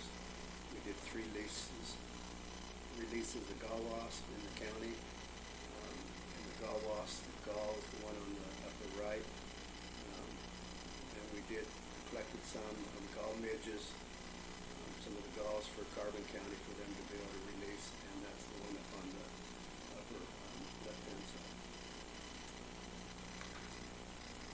Perennial pepperweed was just under 1/2 acre. It was sprayed this year. Houndstone was sprayed 1/10 of an acre and then dug up a little over 2,400 plants. That's also another biannual plant. Japanese knotweed is very difficult to control. We know of only one infestation, and it's in the yard here in Moab. We've been working with the landowner and trying to eradicate it. I know they've treated it, we've treated it, and it's still coming back. Everybody I've talked to across the country says it's really, really difficult. So we're trying to keep it out of here and to keep it from spreading from this yard. Giant reed, we worked 59 days on doing control work. You can see where they have cut the tops off on the left, and then what it looks like after they dug the roots up on the right. Giant goat grass, we sprayed 2 acres. It's going to do some more spraying later in the fall. There again, as dry as it was in the winter annuals, didn't germinate until probably December after the ground got snow and froze, so we couldn't spray anymore. We're grass. We've got almost 800 plants. It's all been on BOM. And that's one that in the near future we're looking at maybe having the county declare it as a class 4 noxious weed, which means it can't be planted or sold in Grand County. Salt Lake County is also looking at having it declared as a county noxious weed up there. It's a water-loving one. It's starting to spread along several of the streams outside of Mill Creek, and there's others in Grand Staff. There's Onion Creek. I can't remember all of them, but there's a few of them that are seeing, a few on the river. And there's a lot of people that have it in their yards. That's what's kind of known as pampas grass. Right. And then we attended the Utah Weed Control Association and the conference. It's interesting to snow to St. George when we were over there for it. And then we went to the Weed Supervisor Association annual conference. And then we had a training because you asked about the UAGAF, that's Utah Department of Agriculture thing. They had some training on there for the ISM, which is the Invasive Species Mitigation Grant. They have what they call a SIPA, and I don't know what that stands for. But we have to be able to do off from that map, and we're still trying to work on it, but we've got to have a grant turned in by the end of the week for the one that we're doing right now. But we went up for training for that to figure out how to do it. Could you pull the microphone closer to you? I'm just thinking maybe people can't hear you. Thank you. All right, and then I attended the NISMA conference, which is in Saratoga Springs, in New York, and there's over 500 individuals that attended that.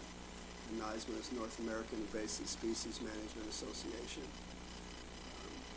Get a lot of good resources from these guys, and it's been a good program to be able to work with these individuals.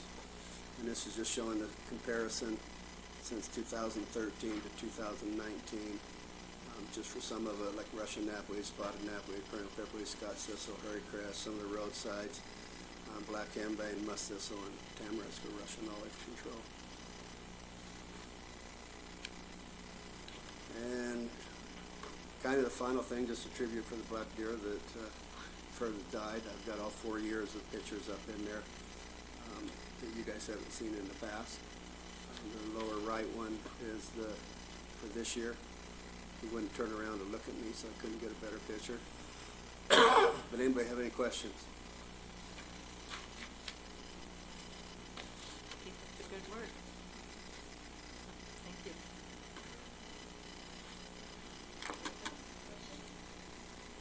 There was a project in some private property that you were running into some roadblocks earlier this year. Did that get taken away?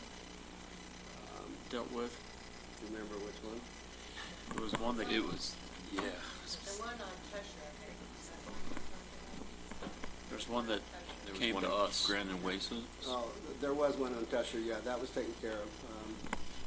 We Great. went through all the legal process, you guys have done it, and we had law enforcement come over with us, and we had it taken care of and removed. Well, thanks for dealing with the headache. Yeah, and we're looking at potentially some others, but I think we got some others worked out with some of the individuals that given out letters, individual notices of control, which is the first step before, then they go to the weed board to appeal it, and then they come here if they don't like what the weed board says. If they don't like that, then they can go to court. So far, no one's has pushed it that far. Thanks. But I'm glad you remembered. Yeah. It reminds me of that. That's just one of the 59 days. That would take a few days for them to be able to dig up everything. Mhm. Any other questions? Thank you.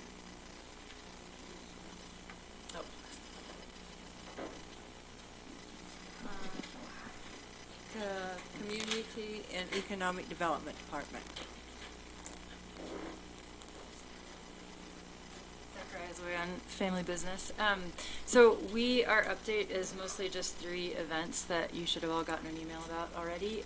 We have our upcoming business summit on February 10th. It's at the Hoodoo. It's from 8 to 4. John Curtis is going to be the welcome address, and then Lieutenant Governor Cox will be doing so. It should be a great event. We have a number of signups already, and we're going to offer a nonprofit track, and then there'll be a few panels. Some of them will be leveraging social media, which it should be interesting for some local remote businesses. And then we've got Zachariah will do the state of the local economy, and then we have some public officials from Breckenridge, Telluride, and Jackson to talk about what we wish we knew in building resort communities.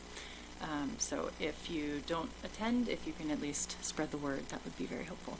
And then after that night, we're going to do the launch of our Grand Area Innovation Network. We're trying to put together something like a Young Professionals Network group. Doesn't have to be young, so we wanted it to be all-inclusive. More of just a networking option, maybe mentorship if possible. And that's going to be 5 to 7 p.m. at 98 Center. And then on the next day, on February 11th, which is probably the most important event for you guys, is Jonathan Schechter is going to come down and talk with hopefully city and county council and any other interested people about governance, local governance in resort communities, something that he's been thinking about for a number of years. I don't know if you know. When is that going to be? What was that? When was That's on the 11th, and that's a lunch meeting, so that's going to be 11 to 1, probably at City Hall, but the location has yet to be nailed down. So, and I think that's most of what we have for now for updates. Other than that, our department's been very busy with processing applications, as we do. Thank you. We have had citizens to be heard. There aren't any presentations. We are to general business and action items. Agency reports, do we have any? Okay. We are to general business and action items, discussion and consideration. Item R2 was placed on the agenda late for the revision, and so I asked the people, some people who asked for R2 to be here tonight in case we had questions. That is the approving commitment letter to support federal grant requests by the Grand and San Juan County system. If we have questions, I think it would be good to move this item forward so that people that are here to answer it can answer. So I'm entertaining moving R2 to the beginning. So moved. I have a second? Seconded by Rory Paxman. So we move to R2. Yes, a vote. You want to make a motion, or? You got the motion in a second. Oh, thank you. All in favor of moving the agenda item? Aye. Aye. Passes unanimously, excuse me. Okay, R2. It's in the packet, too.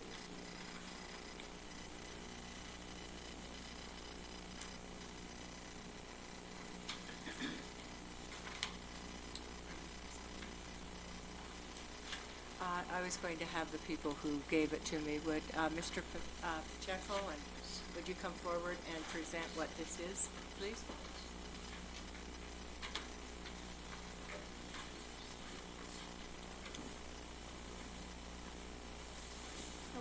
I don't know what we do.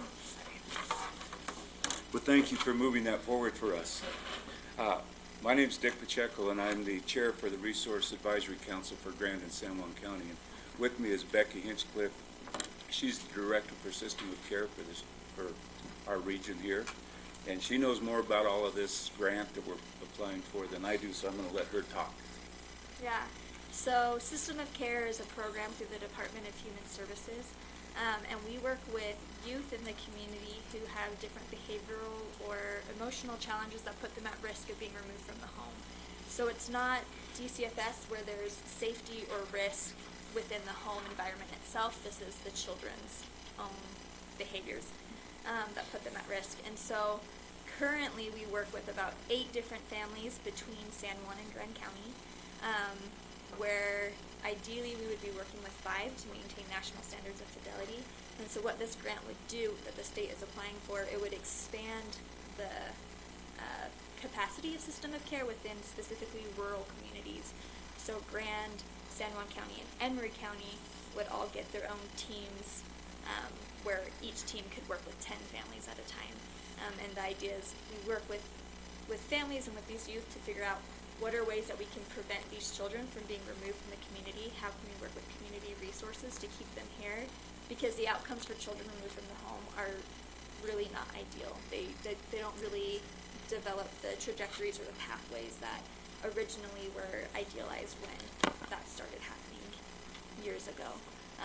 And so this grant would allow us to expand it within our own community, and the letter of commitment that we would need from you all is just saying that you're willing to help continue to support this and to it's not resources in the sense that monetary or fiduciary resources from the county, it's more manpower and support and having you attend our regional advisory council so that way we can know what are the issues that families in our community could use.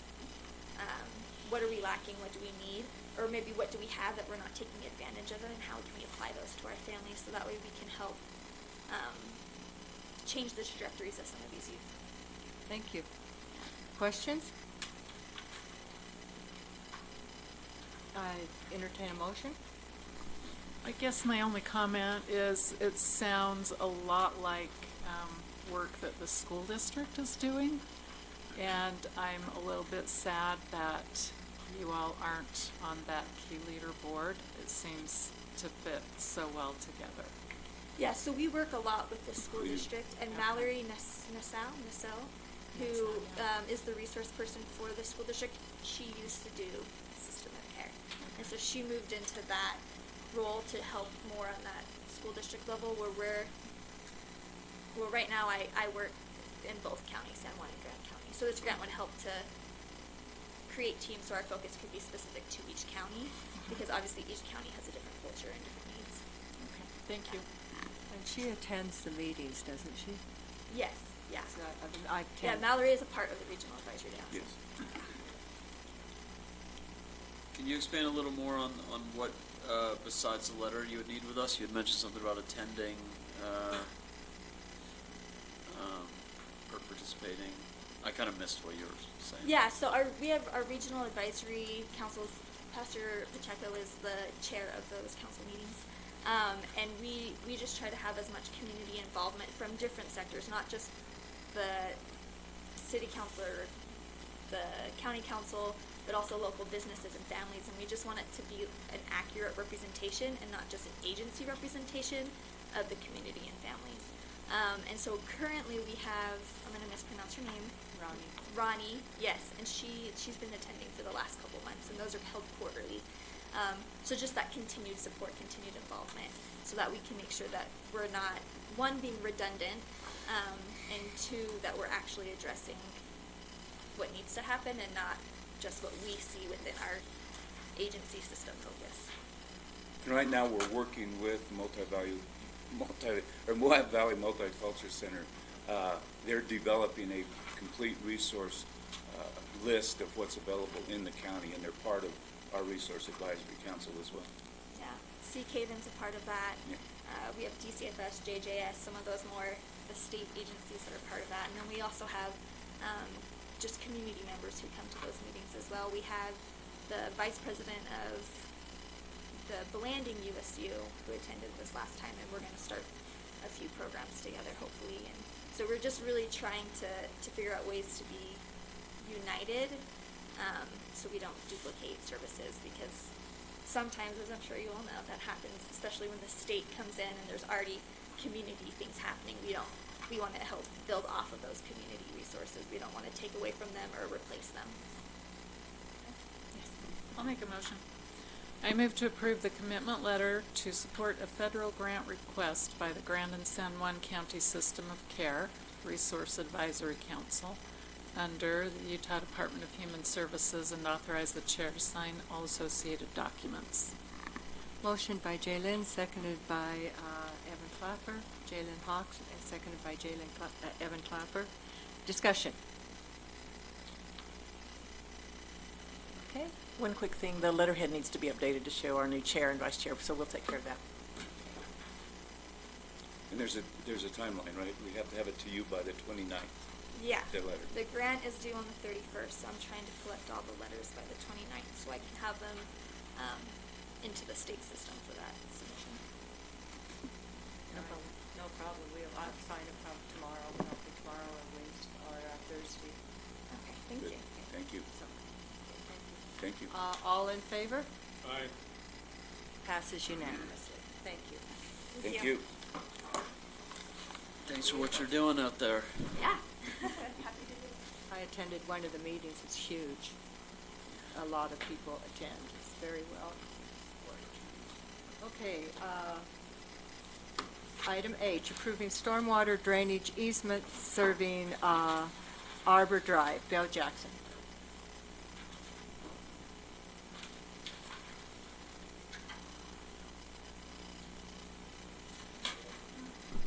All right, try to make it quick. So what we have before you is 3 easements. Wiley Cox, Don and Steve Korn, and Doug and Christy Whipple. These storm drainage easements will help provide storm drainage conveyance from Murphy Lane to Pat Creek in that area, not the whole Murphy Lane. Greg? Yeah, I'd like to make a motion, please. Yes, thank you. I move to approve the storm water drainage agreements between Grant County and grantors Wiley Cox, Don and Steve Korn, Doug and Christy Whipple, including one consideration agreement from Wiley Cox, and authorize the chair to sign all associated documents. Motion by Greg Halliday, seconded by Rory Paxman. Discussion? Yes. So the consideration agreement for grant of easement, it just seems really, really strict, and I know the county does the best work they can. I guess I worry about all of those very, very specific things. If something goes wrong, whether or not it is the county's fault, it looks like the county's probably going to be blamed. Those are my general comments, so I would hope that you have reviewed it with a fine-tooth comb, and it's all good. Then my question would be, on that consideration agreement, number 1, item B, says remove and reinstall fence posts and boards as necessary to accommodate construction, semicolon, provided, however, that the county shall replace and install any fence posts and boards that are not capable of being reinstalled. I just wondered, was that supposed to say the county shall not replace any that are not capable of being reinstalled due to breakage? Yeah, just to replace new boards. With new, if you can't replace with the old. Because that fence in the photos looks pretty old. It's pretty rickety. Yes, ma'am. Oh, boy. Okay. Bill and I did talk about it. I said, hey, Bill, we like these. You know, I worked on the language a bit, but he felt comfortable with the stipulations, and the benefits outweigh the potential consequence, and it is limited to they have to accept it, and they have to, you know, inspect it and accept it. So our limitation's limited. They can't come back 3 months, a year later. Okay. Very good. Any further discussion? I'm trying to remember to use my mic. Any further discussion? Okay, seeing none, I'll call for a vote. All in favor? Aye. Passes unanimously. Thank you, folks. Item I, approving 5-year contract between the National Institute of Jail Operations, NIJO, and Grand County Sheriff's Office for the services creating and maintaining a policy and procedure manual for the jail. Sean? Shan. Shan. I answered them all. It's okay. Nobody can get it right. So what this is I'm trying to rebuild the policy for the jail. It's been since 2004, 2006, since it was the one that we have now was originally built. Obviously, it's been updated throughout the years, but this system, NIJO, they'll build it. They use legal-based standards, which is all the policies derived from case law, which in a correction setting is important. I mean, it's one of the biggest liabilities for a county in general. So I'm just trying to get that going, and I need this contract signed. If you guys have any questions, I don't want to sit up here and talk too much about stuff that's in the contract, but You do have a slightly revised version on the dais, just FYI. I do not like the indemnification provision, so we did revise that. and the question is on one that Christina asked was, she was under the impression we already had a policy, but that was in regards to the sheriff's office policy, correct? The sheriff's office has their own set of policies with a different group called Lexipol, so this is just for the jail. And we looked into going with Lexipol. Still would cost money. The issue with Lexipol is for corrections side, it's all best practice. And they don't really have, I mean, the guy that built this, they were trying to buy his standards. It didn't work out. So I would have still had to build the policy anyways with Lexipol plus pay them. So So this is a pilot project in Utah, and they need 5 to So do the, it? the company was just started. They've obviously Tate McOtter. So we use Tate McOtter's NIJO's company for our state inspections. So they provide all of those updates and all that stuff anyways. Utah State Department of Corrections uses them as well for their inspection system. So they've already been in practice for a long time. Gary DeLand also has been in practice for years. He was the director of corrections for a long time. He's been writing policy standards, and he knows everything about corrections law. So they've been around for a long time, but they're just starting this company because I think when I mentioned that Lexipol tried to buy the standards from Gary, whatever happened, it didn't fall through, or it fell through, sorry. So they decided to start their own company.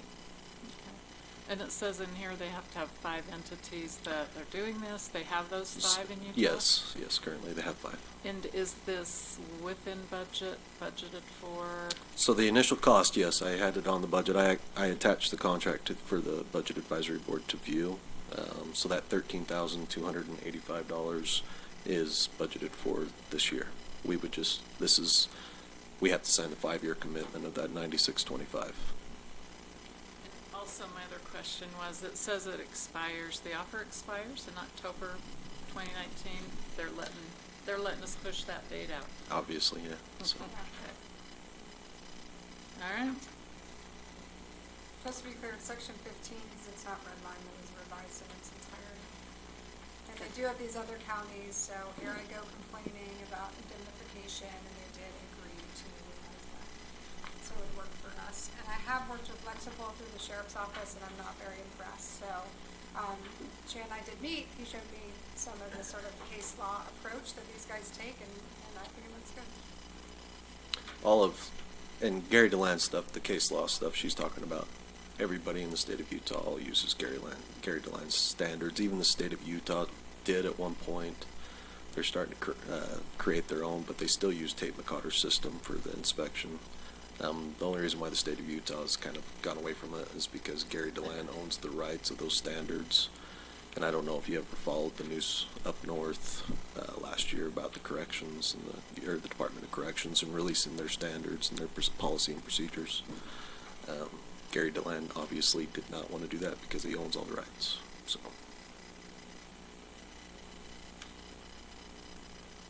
I would move to approve the 5-year contract between the National Institute for Jail Operations and Grant County Sheriff's Office for services creating and maintaining a policy and procedures manual for the jail, and authorize the chair to sign all associated documents.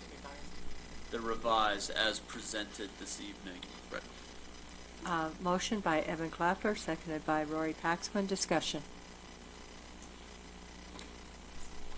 All in favor? Aye. Passes unanimously. Thanks. Thank you.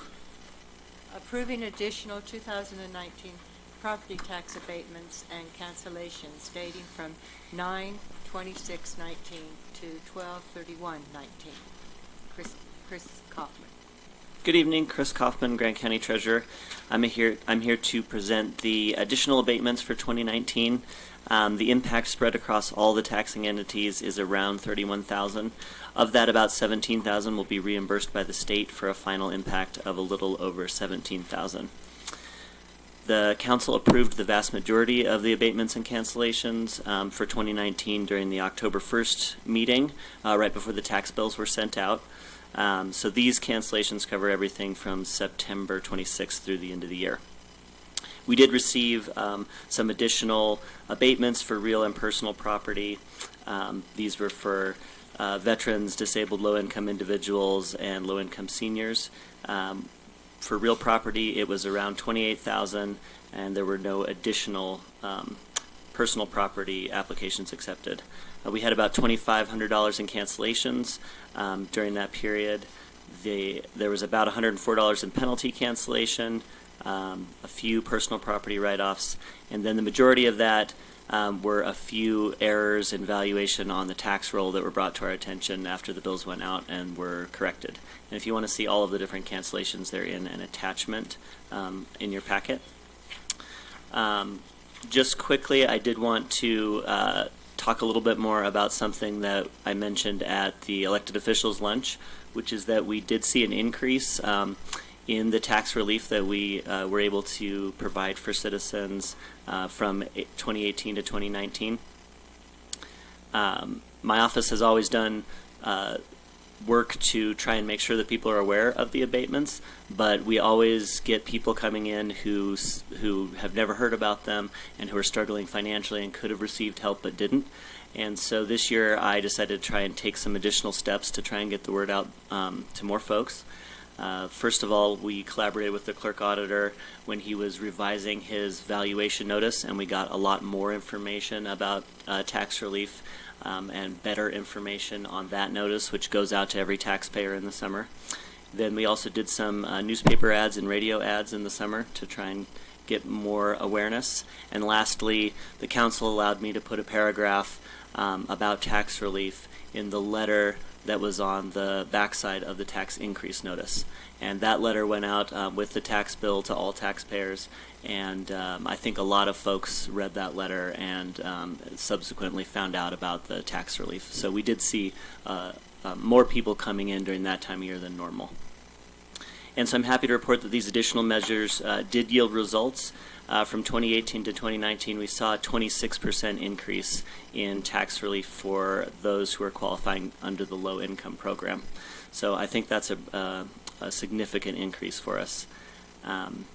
Again, it provides assistance to elderly folks who are on a fixed income, those who are disabled and can't work, to widows and widowers, and also to those experiencing extreme hardships. And it's one of the great things about this program is that more than half of that money gets reimbursed to us from the state. So it really is just a net flow of income to our community. The last thing I'll mention is that there are some potentially promising things that might come out of the legislature on tax relief this year. There's a working group that's looking at tax relief and potentially upping the income level at which you qualify, and also maybe revising how they change that income level from year to year.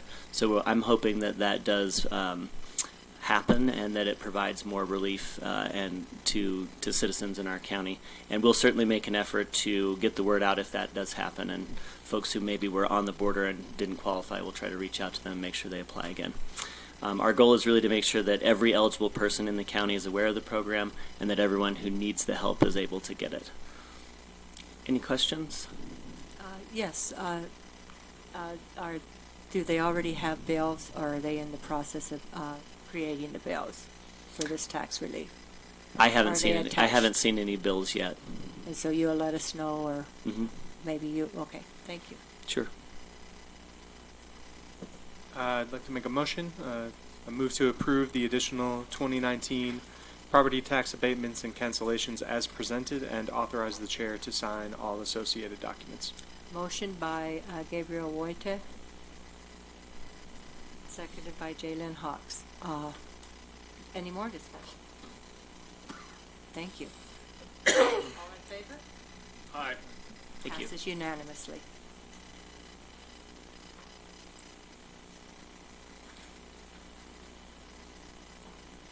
Historic Museum statewide marker program, Elaine? Elaine Gisler, Executive Director of the Moab Area Travel Council. The Natural History Museum of Utah is celebrating 50 years this year, and to celebrate this statewide initiative and to promote science, education, and engagement, they'd like to install in all 29 counties a disc. It's about 8 inches in diameter, and O.C. Tanner will be producing this disc. And what they're hoping to do is really have them installed by late spring. And I've already talked to the Museum of Moab, and they're on board. Their board chair and their director are thrilled because we'd like to have the placement of the marker in front of the new museum. We think it will tie in greatly with the renovation that is happening at the museum. I've talked to the city, county councilwoman, Tawny Boyd, and because obviously the city owns the sidewalk and we have to make sure that they approve it, and they seem to be in favor of it. But I wanted to apprise you of what this opportunity is. And I think once we know where all the installation of the markers will be throughout the state, then the Natural History Museum will be putting a program together to work to push people into areas to find these celebration of the markers. So I wanted to present that, and if you have any questions and comments. It seems like all the other sites are at the kind of like the park or the, out in at the areas. So I'm just wondering, it's, certainly it's great. Obviously, probably going to be great getting traffic to the museum. But why wasn't the choice to put it at Arches? Good question. The first round that you saw on the PowerPoint presentation was done without people really understanding the proximity of those initial placements to areas where people could really, visitors could find them. And initially they had suggested Crystal Geyser, which is quite a distance, and I doubt anyone would go there. So several of the, many, I should say, of the DMOs around the state have discussed, San Juan County's putting theirs in front of their museum down there. So those were initial suggestions, but people didn't really understand it. It was so far. Crystal Geyser was so far, I doubt we'd have anyone really go there. So the recommendation was to look at placement within the community. It was one of the city council members recommended, Delegate Arch, but I think that is definitely not a place we'd want to send more people. So I think tying it into the museum, because we're talking about, science, education, and engagement, and the new museum is really, with the renovations, I think is really going to focus on our history, and I think it just makes more sense because you've got people, an influx of visitors in town. It'll keep people in town and get them interested in obviously trying to find its location. So. Roy? I'm going to make a motion. I move to approve the Natural History Museum of the Utah Statewide Marker Program and authorize the chair to sign all associated documents. Motion by Roy Paxman, seconded by Greg Halliday. Discussion? All in favor? Aye. Passes thank you. unanimously. Thank you very much.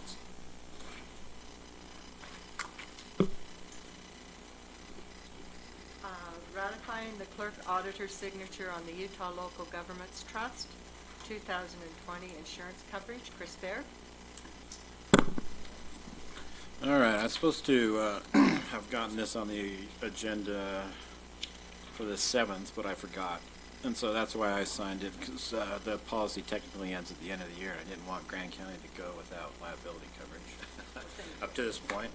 So that's why I went ahead and signed it. In your packet, there's some information from Utah Local Governments Trust explaining to it or summarizing the renewal rates, and there's a couple things in here that I wanted to point out. Our workman's comp claims are still above where we would like them to be. This EMOD rating, if we were at a 1, then we would be, on par with what they think that we ought to be on average with other counties. And down below in that, it's hard, pages aren't numbered, but in the one that has the 2020 WC renewal at the top, it had, at the bottom, it shows 2 boxes. The gray box is what our EMOD is based off of, which is calendar years 2018, 2017, and 2016. We dropped off 2015 and picked up 2018 for this renewals EMOD. But you can see that in 2019, our workers' comp losses are 183,737, which that year is going to be picked up for 2021's renewal, and so that's going to cause quite an increase. And the vast majority of the reason for that is actually a workers' comp claim from a special service district that we allow to be under our workers' comp. And so that's something that I might ask the council to reconsider in the future, because I think that we would be well below our average if it weren't for that one claim. There are other issues that are similar associated with benefits that we allow service districts to be a part of our pool, and it's great for them, but if something happens, then it affects our renewal. And we, as far as I can tell, don't have any kind of agreement in place to recover our costs from increased renewals if their employees are causing the increased renewal rates. And so it's not really hitting us this year, but next year I think we're going to see a pretty significant increase in that workers' comp renewal as a result of that. And so that's just some, I felt like that's something I need to explain, that it wasn't, our claims are still higher than I'd like to see, but the actual dollar losses are significantly lower than that. It just simply from Grand County employees, and so it was a service district issue that brought that so high. And so you can also see in the next page, actual versus expected losses, that they're showing that we're 147% above what they expect us to be for workers' comp. Again, a lot of that having to do with service districts. And so that's something that we might want to consider, either dropping that and having them get their own insurance and workers' comp, or establishing some kind of agreement that protects us in these kinds of events.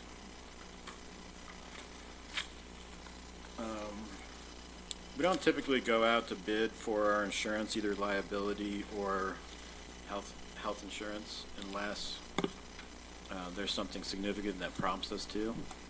And so there's typically not a lot of options for insurance carriers, either health or liability. There's one other liability carrier, USIP.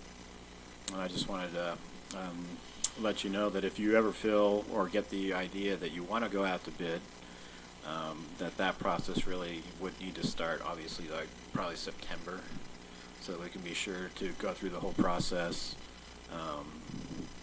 and get everything squared away before the end of the year.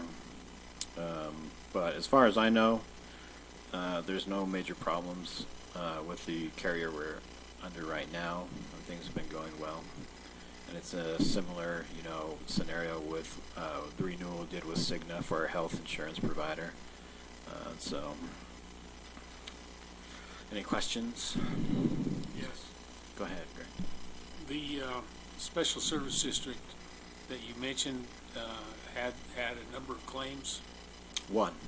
One? They had one claim. A But it very was- expensive one. But it was a big one? Yeah. And it's still ongoing too, so. Still ongoing, okay. Yeah, but only one of them, one of the 13 claims accounts for probably 85 to 90% of the dollar cost loss. Is there any way to push some of that responsibility debt back onto the special service district? We don't have any agreements in place. This has just come to light, and Chris and Renee and I discussed it a little bit, so it's definitely gonna be something we're gonna be looking at, getting agreements in place, but right now, there's not, We just nothing need in it. writing. Okay, It's just always been the way we've done it, so Yeah. we need to change that. okay. Are the special service districts eligible to purchase coverage from the trust? Yeah. It's kind of a mismatch of, some service districts have their own workers' comp, but they get their health benefits through us. This particular service district has their health benefits with a different, on their own, but has workers' comp mixed in with ours. And I guess these kinds of things have just evolved over the years without any agreements or a lot of, maybe a lot of thought, I don't know. And so they're just sort of, they are what they are, and they've evolved over the years in a variety of different ways. But I think it's probably time to sort them all out. Yeah, get right on that. But anyway, I just wanted to make it clear that that's, that big number on the losses for workers' comp needed some explanation, I thought.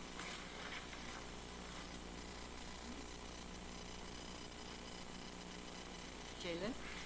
I move to ratify the clerk auditor's signature on the Utah Local Governments Trust 2020 insurance coverage and authorize the chair to sign all associated documents.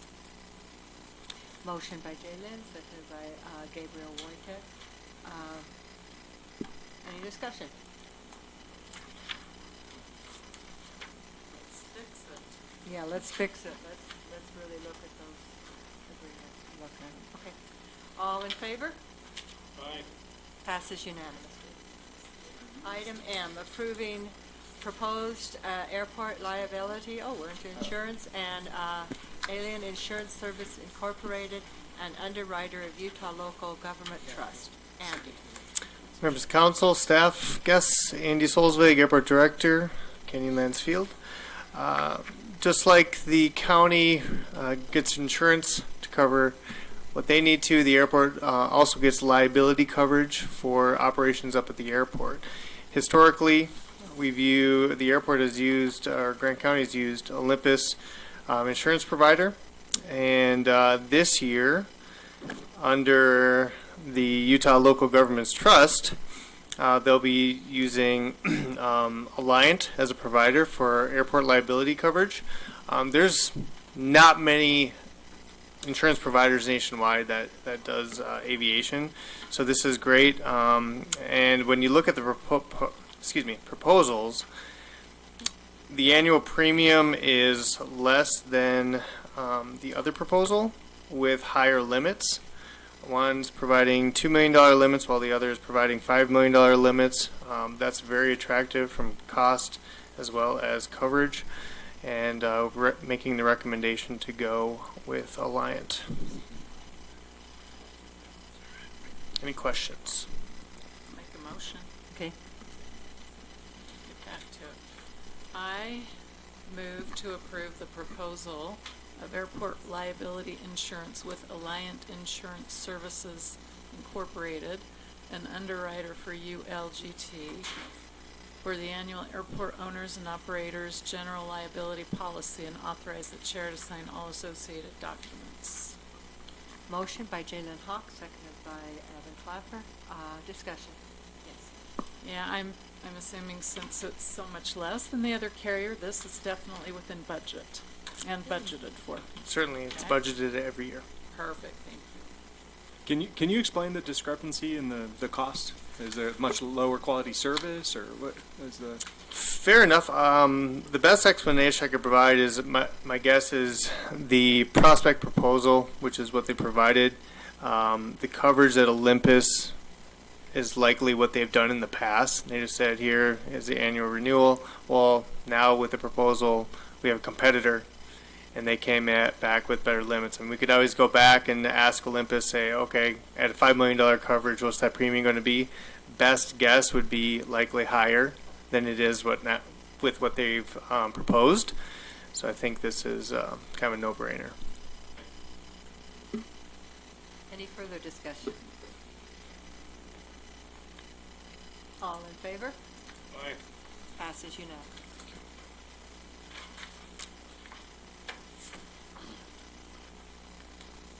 Adopting proposed ordinance amending Article 9.1.8 of the Grand County Land Use Code requirement public notices, community and economic development staff. Okay, we should have the most current version actually printed out for you. It should be on the dais. It included a few extra comments that we were working on to incorporate that didn't make it into the packet. So when we're looking at this, if you can look at that one. So this is the ordinance that you had a public hearing on January 7th. We are recommending that you approve it. We received 4 public comments, and they were all in favor of the ordinance.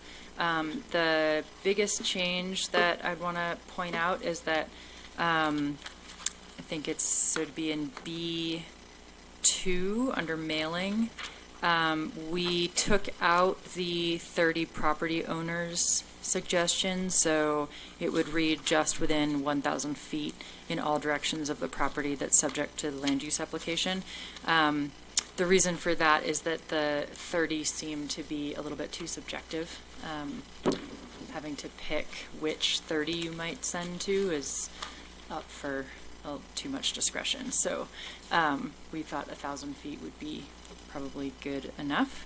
The purpose of these changes, of course, are to increase transparency and make sure that as many citizens as possible are aware of pending land use applications. The other thing that we added in there, I think that today was that should be in your updated version, is overlays are mentioned.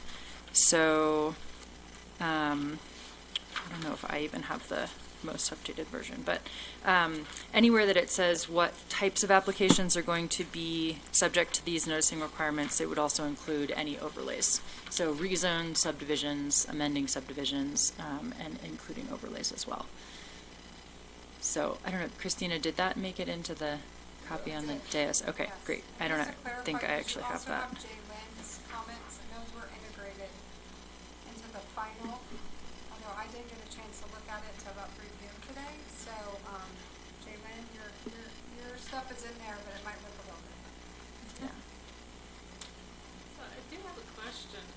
In mailing number 2, that second line, it looks like it says, and I don't have a clean version, it looks like it says they shall mail notice of the public hearing not less than, is that 13 days, or is It's that? 13 Yes. days. Okay. So I recommended that because the general public notice requirement timeframe is 10 days. But at least in the court context, you always add in the court rules 3 days for mailing. So if you want them to receive it 10 days in advance, you've got to give an allowance for mailing. So it appears to be a random number, but it's to increase compliance with that 10-day requirement. Should it say, should we insert the word postmarked, not less than 13 days? Well, then Or in the not? affidavit in this new section 4, we require them to notify us of the day. So, I mean, the mailing, applicants shall mail notice, not less than, and then they have to tell us what date they mailed it. And so that same affidavit language that was originally in subsection 2 as to mailing was pulled out into new section 4, but we didn't have a requirement where they had to prove up the posting of the sign, and that has come up as a real big issue lately, especially with the Rancho Nuevo community application. Signage was not in the right place, it wasn't within 5 feet of the property boundaries, there were some issues there, so that's capturing some of those issues. Okay, then my final thought is, we have public hearings sometimes with the planning commission and public hearings with the council. Does there need to be any language in this that says you shall provide notice and post notice for all hearings, all public hearings, or I didn't know how to word it, so I didn't put it in. Well, that's what Or these this tables takes do care for of it. you, right, Mila? You know, there's a 9.1.8A table and a 9.1.9. It shows you which are the required public hearings that are subject to these provisions. That works. And the idea would be that they would need to post notice for each if they needed more than one.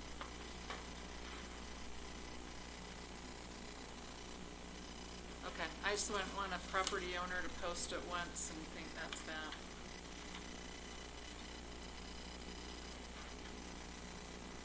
Because it will happen. They will look at this and say, I don't see where it says each public hearing. Oh, so prior to each. Yeah. We can approve it with that change. I think that's a good change. Yeah. So, that should go in. I really think it's probably gonna be relevant to every reference. B1, it should be there, that person is. End of that agreement. So are you saying each or each required? Every time it says the public hearing or the hearing, it should say each hearing, each public hearing. County shall post notice of each public hearing, blah, blah. Well, okay, so that works for us, but for the other ones where it's not every public hearing, but just the required ones, Sure. should you say each required instead of each? Well, B says all required public notices, so I think that captures that, because it's only relevant to the required ones that are, although we could reference 9.1.9 there. All required public notices, or all public notices required by section 9.1.9 shall be blah, blah, blah. And then which reference to the public hearing should be each. You got that, Evan? Got it. Make a motion with all that in there? I would. Unless there were more edits. Jalen is very detail oriented in her review and The due master diligence. Oh, editor. isn't that nice? Isn't it Yeah, it nice? is. It's great. Very nice. Pull up my cheat sheet. I would move to approve the proposed ordinance with the edits mentioned, amending Article 9.1.8 of the Grand County Land Use Code, required public notices, and authorize the chair to sign all associated documents. Should say 9.1.8 and 9.1.9. Do I need a substitute motion then? No, I think we're just Okay. clarifying that right now. And 9.1.9. Motion by Evan. Seconded by Jaylen. Discussion? All in favor? Aye. Passes unanimously. We are on approving the proposed annual salary of $101,439.73 and the value of benefits at approximately $28,000 for Chris Baird, appointed as Council Administrator, grade 23, beginning the day of swear-in of the newly appointed Clerk Auditor, expected February 4th, 2020. Renee. All right, as you all know, you chose Chris Baird as your council administrator on the December 17th meeting. This would just clean up the offer letter and have the chair sign that offer letter making everything official upon the new swearing in of the new clerk auditor. Can you answer any questions?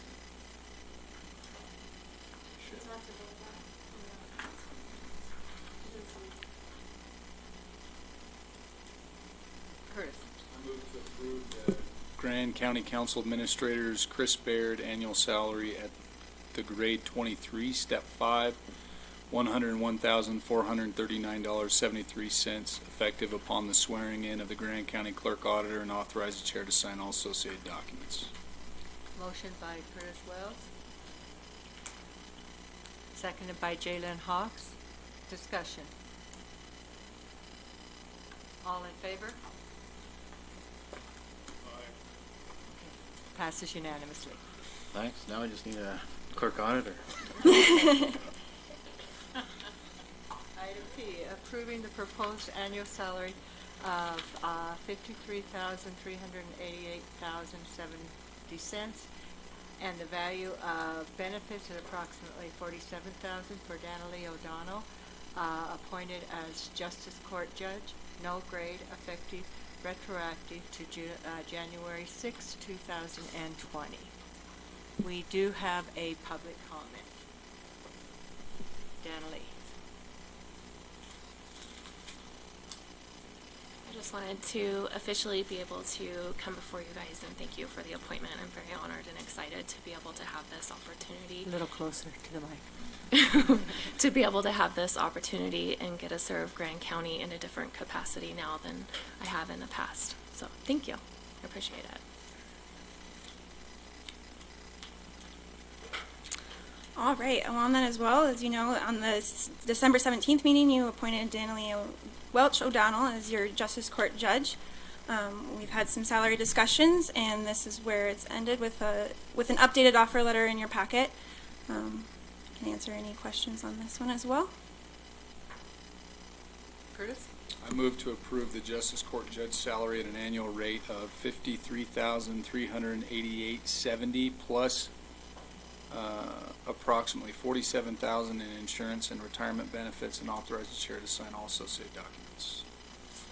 Motion by Curtis Welch, seconded by Rory Paxman. Oh, for that, yeah, say Approve the Justice Court Judge salary For Danielle specifically. for Danielle Yes. specifically. You guys won't have to put up with me too much longer. It's gonna be wonderful. Are you gonna ask a usual question? Any discussion? Is it within budget? It is. Great. It's a little bit over. Oh, with the retirement, yes. It's just slightly over, but I think we'll be all right. Any other questions? Seeing none? Madam Chair, there is a red folder on your dais, just so you know.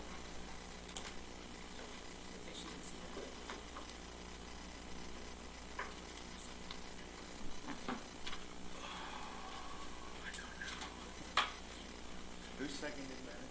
Roy Paxman. Okay, does anybody need any more time to look at the red folder? Okay, any more questions? All in favor of the motion? Aye. All opposed? Passes 6-1. One opposed, Jalen Hawks. Thank you.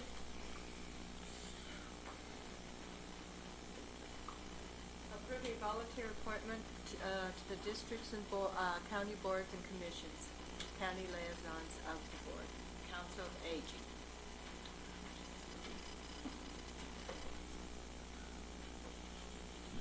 Jaylee? Okay.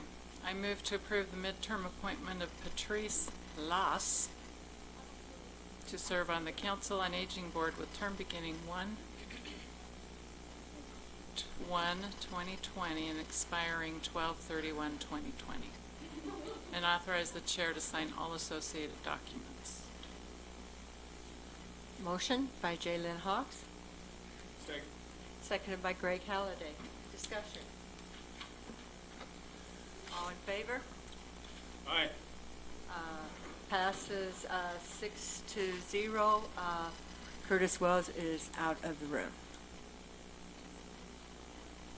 Do we need to take a break? We have to, do you want to take a 5-10 minute break, recess? I'm okay with powering through. No? Okay, all of a sudden I was having council members leave, I'm going, maybe we should break. Okay, Weed Control Board, Roy Paxman. Oh, go ahead. No. Go ahead. Excuse me, I do. No, you go ahead. I was just gonna make a motion. I'm gonna do the same thing. I don't know. I move to approve the appointment of Merle Sheldon and Logan LaFar to serve on the Weed Control Board with terms beginning 1/1/2020 and expiring 12/31/2021 for Merle Sheldon and 12/31/2023 for Logan LaFar, and authorize the chair to sign all associated documents. Motion by Rory Paxman, seconded by Gabriel Wojtek. Questions? All in favor? Aye. Passes unanimously, 6-1. Curtis Wells is out of the room. 6-0.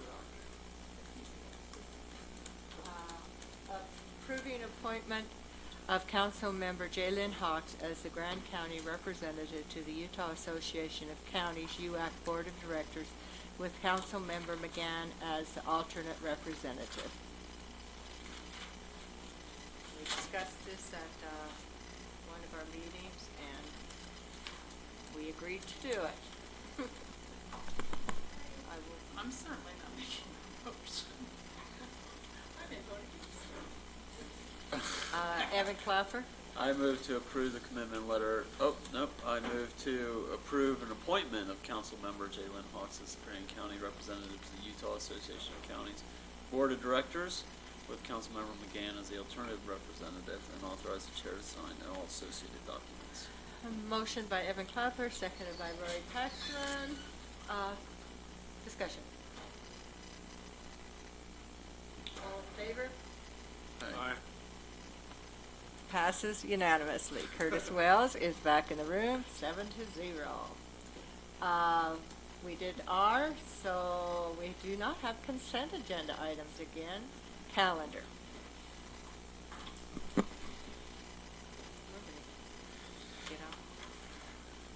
Anybody? Calendars. We got some meetings for January. And then if you look in your packet, you have this flyer for Vail Indeed. And it's a program where property owners have a cash incentive to exchange for deed restricted residential property. So that is taking place on January 30th.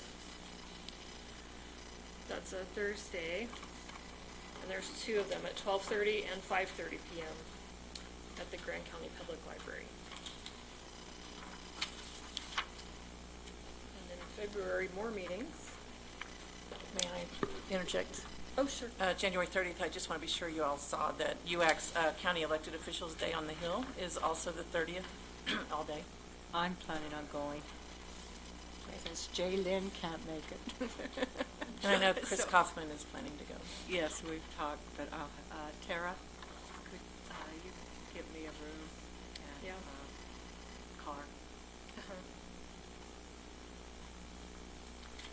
And tell them at Little America that UAC gets a discount, a significant discount if you mention that.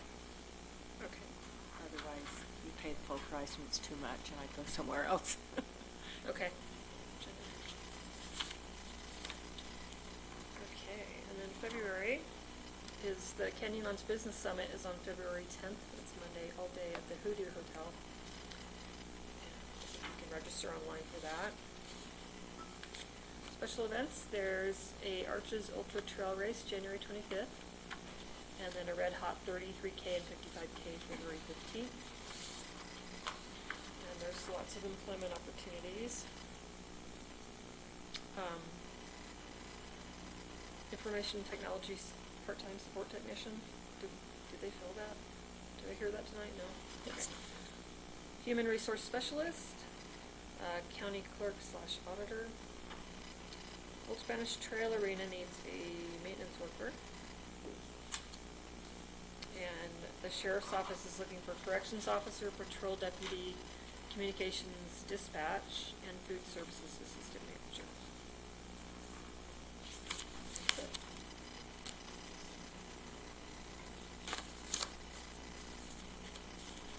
We do have a February 27th ALG meeting here in Moab.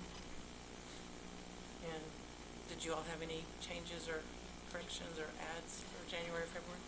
Thank you for getting the homeless committee changed to Chambers already. Thank you very much.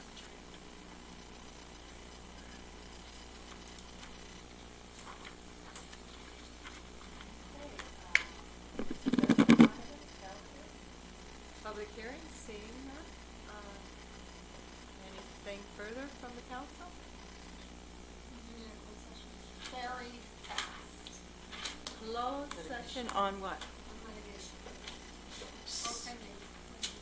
So, pending or reasonably imminent litigation. If we can get a motion. Motion to go into closed session for pending or imminent litigation. Motion by Curtis Wells, seconded by Rory Paxman.